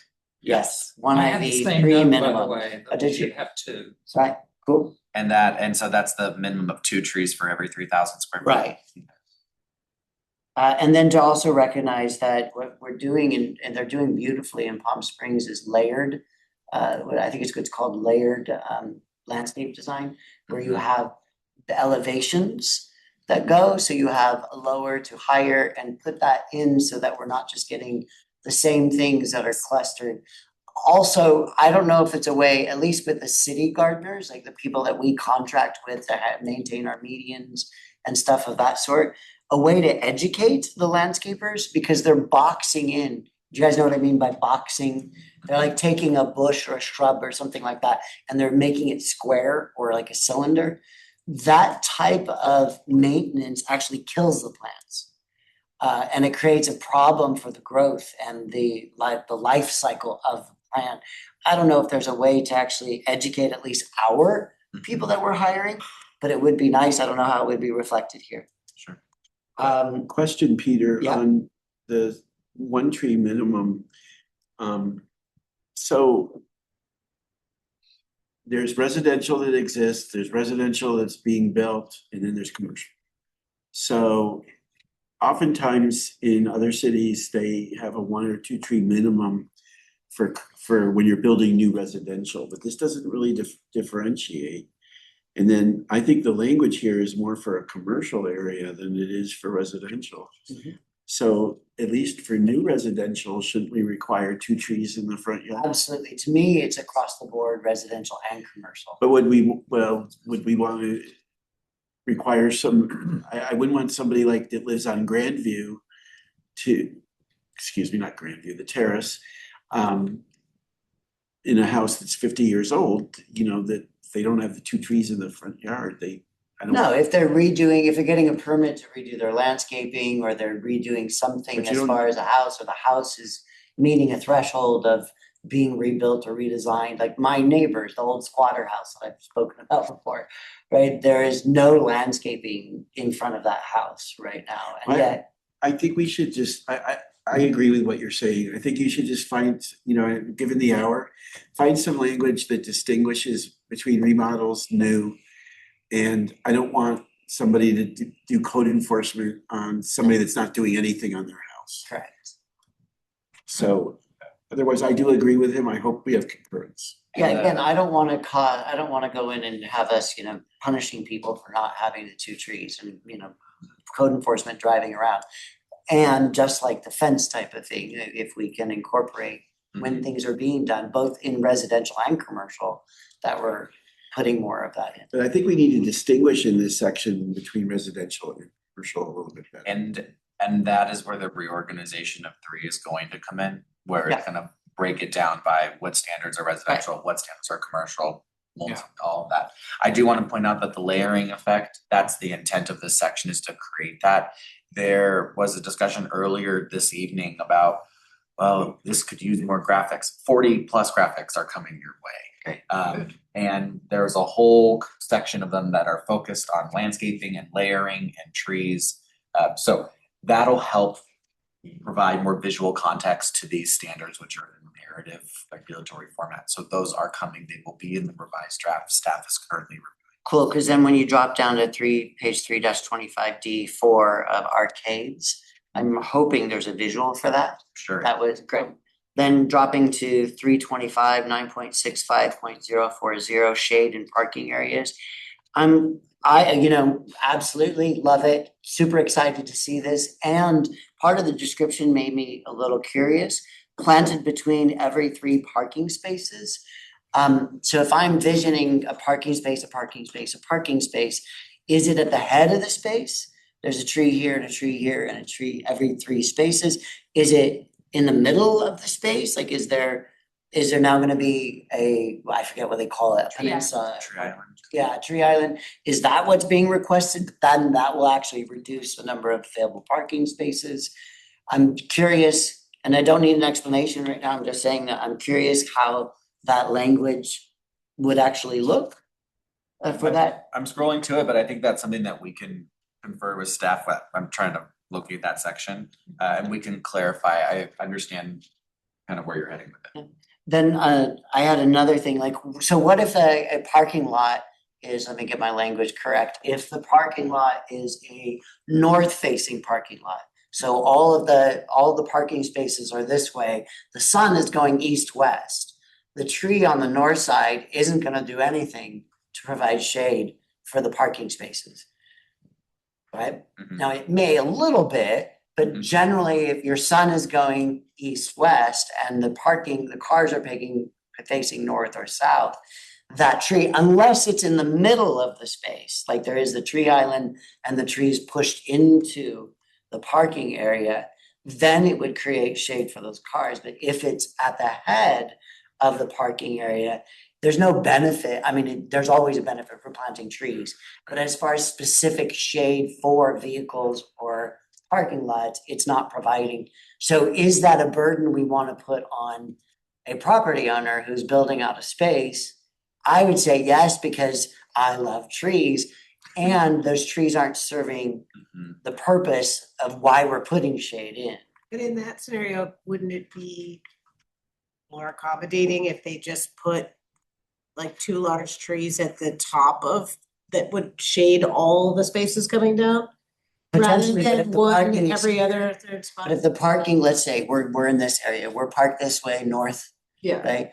If the tree is there yeah. and it has to be from the end of the parking space, it has to be a couple feet over, right? So you're moving the trunk further away from the car. Yeah, I'm just So, saying. and if your sun is coming this direction and this direction, the hood of the car may get a little shade Right. at one point when the sun is directly overhead, but it's really not getting any decent type of shade because of the angle of the sun. So is that a burden that we still put on developers? I again want trees, and I'm just curious, like, that's a cost. The irrigation, the purchase of the trees, all of that type of Well, it stuff. also gets back to the broader question of just the layout of the project too, and Yeah, some of that's just good planning versus not good planning, right? I mean, if you're gonna design your whole property where it's gonna be getting sun all day because the way you chose to orient it in the parking lot. Correct. so those are my comments for landscaping, so my next comment is. We can take the shade and orientation into consideration and talk, and that might even come out through the additional work that a shade consultant is going to do, evaluating how that shade would work on a site. Yes. Mr. Chair, Yes. real quick comment on page 357, 9.80040. I think this section's really dying for one of your good diagrams, like the one you did for the shade tree for the city of San Ramon. I can tell you if we have a graphic, because I pretty much know our own. Well, hopefully you can find one. If not, go out to Starbucks on 111 in Dave Palm and take a picture. 9, is this for trash? Oh, I Yeah. can tell you we have one because I just looked at it yesterday. Yeah, because I think a picture here will really help. Yes. And I think also you need to put in another section in here that says you need to get approval by Burtech. Because if you don't get approval by Burtech or the trash hauler, it just doesn't work. One way yeah, that's not an uncommon standard to put in, but typically we leave it generic and not a specific company since providers Oh, do change. okay, just say trash hauler. Yeah. But I think it's important because, they need to sign off on it.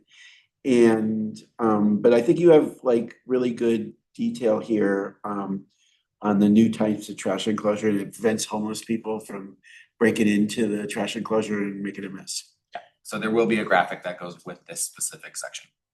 I'm done. Thank you, Mr. Oh, Chair. I did have one more, I forgot, on landscape lighting. We used to have a dark skies initiative in the entire Coachella Valley.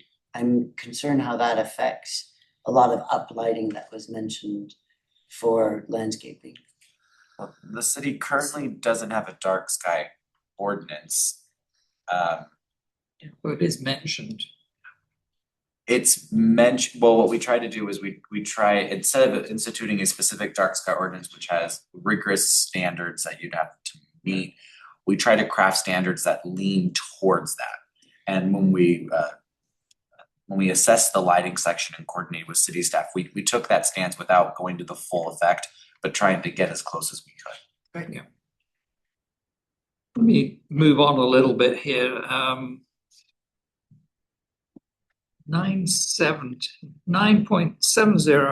9.70.040.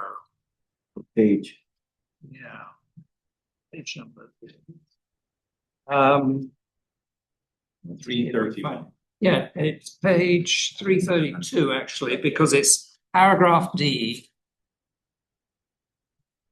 And this was yet another place where I just thought that particular reference really needs a map. Your is this the regulations for specific uses? It's D2 under that paragraph. Commercial uses in downtown. You said 332. A map, not a graphic. Yeah, Oh. it just needs to show that layout. I mean, Oh, yeah, so like a map location. yeah. Okay. I understand what you're saying. GIS Then- person should be able to get that. Right.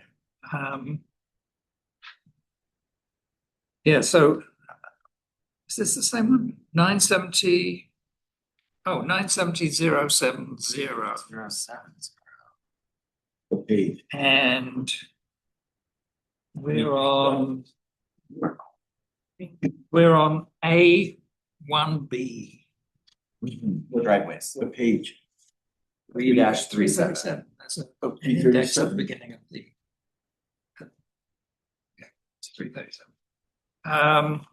Yeah, I seem to remember this may have been a discussion with the previous director, now city manager, or it may have been in our early discussions. But at one time we were talking about allowing up to 60% for the driveway. And I wonder what happened to that discussion. Because this is what we've got currently in the code is 50%. They changed the code for that. There is a change. So it was on arterial streets that it was allowed to go up to 75%. Okay, That may be something we want to source just to make sure that we've got this captured. okay. All right. Any other points?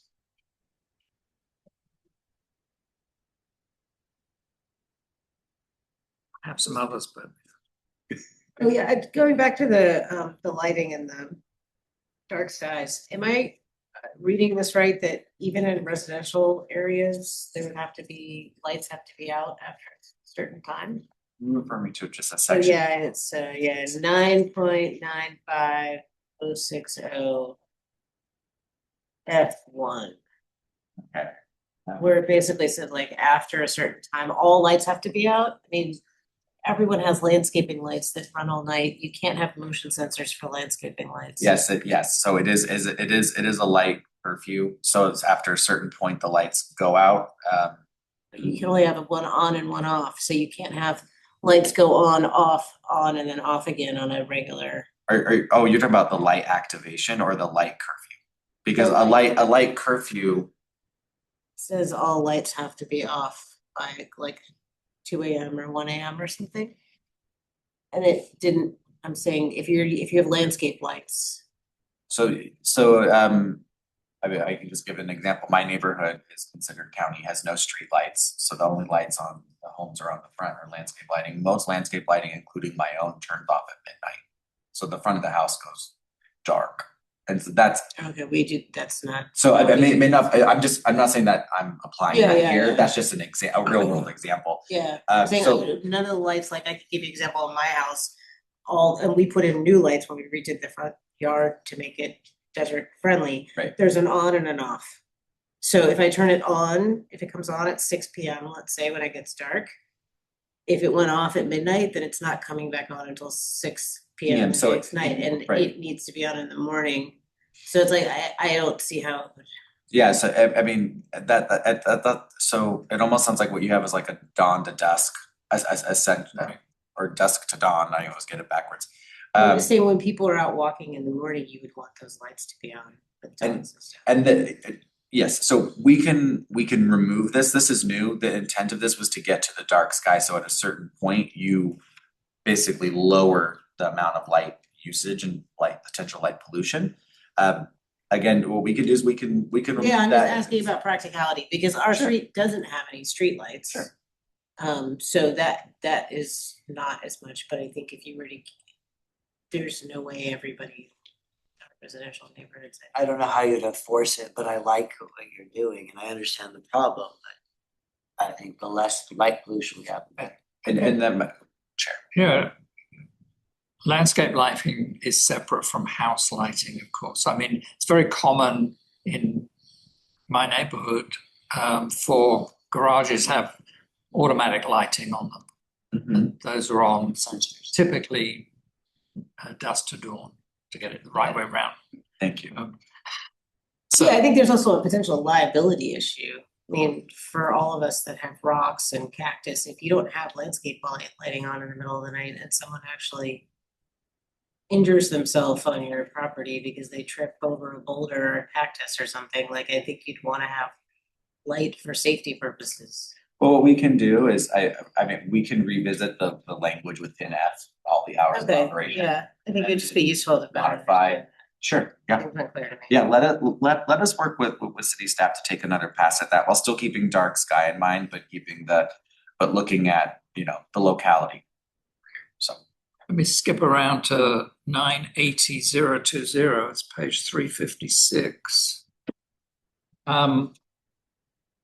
My only concern is actually my friend at the end here, who has an older type house. And so it's difficult to actually provide screen storage to the side or rear of the property. Thinking about how we would do that. Yeah, so I think we have to allow for people, just as you would in multi-family units, to be able to build some kind of storage in the front. Isn't these standards more for commercial? I mean, I don't, is anybody saying that residential needs to have an enclosure? That was my assumption.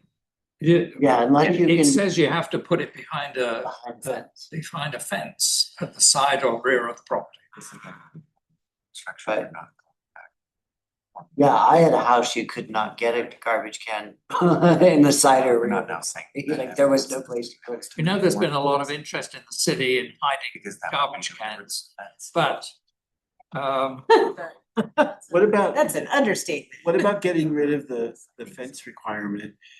And, some people will just leave it in their driveway all week and then just drag it out to the street on the collection day. But what about getting it required that it be not behind, I think it just needs to be screened from the road. Exactly, and to allow it to be done in the front setback. that's fine. Chair, may I say one last thing about parking since we moved pretty far ahead? I think we're just jumping around. Yeah, we're not They're going trying in to any establish- order here. Right. And I'm also looking at the time, we're Yes. 10 of 8 here. So You scroll up on you may as well give your point. Okay. So addressing parking, on-street parking spaces, so this is page 3-32. Calculations A. On-street parking spaces, to have them, I kind of want staff to, when staff is ready. Can you provide, do you happen to have a page number? Sorry. Yeah, 3-32. Calculations on parking, point A, on-street parking spaces shall meet is the beginning of the Oh, yeah, no, yeah. 3-32. Page with- Calculations for A. Okay. And it starts with on-street parking spaces shall meet. 3-32. on the street, top of the page. In there. Getting there. There it is. Shoot. A, yes, on-street parking shall meet. So it's saying at 24 feet in length. To me, 24 feet seems a little excessive. Just parking down here in, like at the Roost, there's no lines that designate the spaces in our little downtown here. And cars pack in there, and they need to, because there's apparently not enough parking because people are just flooding the streets in our little area. If we were to designate that those would be 24 feet and to put a line there designating this as a parking space, I think we would lose a significant amount of parking. So I'm concerned, and I'm wondering if that could be shortened, whereas you could fit and accommodate more. Isn't that just for calculating It the is. number of Yes, for spaces? calculating. No, it's just for calculating, it's not for It practicality. doesn't mean that each car needs 24 feet minus. They're not drawing lines on the road, it's just. Right, and You're gonna say and you to have 3 calculate, spaces up to front. increase our calculations, is it possible to go less? It Which is would give possible us to more go less, but I want to highlight here, and I'm gonna go back to a question that Vice Chair Mead mentioned before about this whole thing is also has either been or is being reviewed by Engineer Public Works. I asked that specific question, are these dimensions still okay? Are these, it's also been reviewed by Building Department, they submitted their comments, Engineering and Public Works are still reviewing it. Fire has looked at that. Okay. Fire did, it wasn't the chief, it was the fire marshal. Okay, good. Yep. Okay, just curious on that one. So let me just ask commissioners, I still have a number of points in this section. How are the others feeling? How much more stuff do you have? I don't need to bring up anything else I have here. Mr. Chair, may I make a recommendation? I believe you have someone from the public, maybe you could take public comment at this time? Sorry, see you back there again. It's just a suggestion.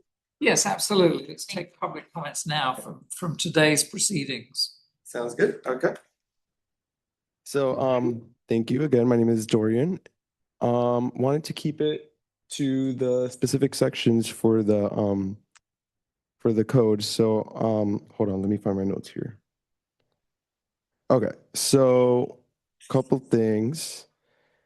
I really think we need to build this whole entire code around heat mitigation. So one way we can do this is by adding a small amount of green roofing added to this code. We need something similar to Denver or San Francisco that says the roof has to have solar panels or a garden, something to really mitigate the heat. And we can start with smaller things like bus stops and gas stations for now. Then later progress it into grocery stores and apartment buildings. If we're gonna keep getting more and more new gas stations, there's no reason why they cannot build a green roofing on top of the gas station shade structures that provide pollinators to bees and stuff like that. Or even take a look at what the bus stops look like in Indian Wells. They have vertical greenery on them and above them. We really need more of that here too. I see that parking requirements will be reduced a little bit, which sounds like a great idea, long overdue. But I really think we need to take it a step further and actually have parking minimums all throughout the city, especially establishments where people drink a lot of alcohol, like bars or nightclubs. Number 3, another thing I wanted to add into the code is the entrances to buildings. The main entrance to a building should be on the street side and not the parking lot side if both sides exist. There are many establishments that come with 2 entrances, one on the main sidewalk and one connecting to the back parking lot. They should be required to use the entrance on the sidewalk facing the street as their main entrance, not the one in the back parking lot. If they want to use both, they can, but they always block the front entrance, making it seem like it's a shuttered business, and it makes the aesthetic of our city just terrible because there is no life. You can't even see the people coming in and out of that business. And putting the entrance on the parking lot is just catering to the auto industry. For those who don't drive, they have to walk around to the back parking lot to enter. A perfect example of this is the new cannabis lounge named Palm Royale, right next to Tony's Burgers. They even hauled in 2 giant boulders in front of the main street entrance so that it's never used. And I want to show you a picture of that real quick. That's what it looks like. It's just weird. Another example is 7-Eleven at the corner of Day Palm Drive in Ramon, the Starbucks there with the Little Caesars. In general, we just need better pedestrian entrances to our shopping plazas, and some don't have any at all. So apparently it's not in our code. So I think that really needs to be added. And last but not least, this ridiculous notion coming from the Public Works Director, John Corolla, about how to find other shade besides trees is just absolutely absurd. He should be completely ignored when it comes to this because he does not want what's best for Cathedral City. And he has already cut down over 60 trees in the city alone, 60, since he started working here, all because people were hanging out under those trees using the shade. He should not be working for a desert city or any city at all because he will just cut down their trees also. This seriously needs to be advocated against, and we need to make it clear that's not what we want. We don't want some tarp. We want our trees back. He removed over 20 trees from the post office, another 30 from the Dinah Shore Bridge area, and also Walgreens and U-Haul and many other locations. Please get us back our trees and create protections for them so that when they die, they have to get replaced. Thank you. You. And so there are more questions I have for this division, but I think this is still an appropriate time to stop. We'll reconvene. We do have quorum for 4 o'clock tomorrow, I believe. So, yeah. Yes, 3 of us. Did I make a planning commissioner comment since it's the last time that all 5 of us will be in the same room at the same time? Go ahead. So tomorrow will probably be my last, well, tomorrow will be my last meeting before my term is up. And I just wanted to tell everybody that it's just been an honor and a pleasure to work with all of you. I've been impressed with all of your ideas and the detail that you guys come up with. In all my years, I don't know that I haven't been a commissioner for 30 years, but I've worked with commissions for 30 years, that I've seen people so well prepared. You know, Roy and you come in with a notebook, and Danielle has lists of such well-crafted questions, and Peter has such great ideas for alternatives that we don't always think about. And I've been impressed with all of you since the day y'all started. So I just want to let you know how much it was an honor to work with you, and how important that's been to me for the past 3 years. Thank you. Ditto. Yeah, likewise, I would say thank you very much to the 2 commissioners that are leaving. I kind of feel like we're a little family at this point. We've been together so long. So we'll miss our family members as they journey on somewhere else. But anyway, thank you very much for your hard work, both of you. All right. I think at this point we can adjourn. Right.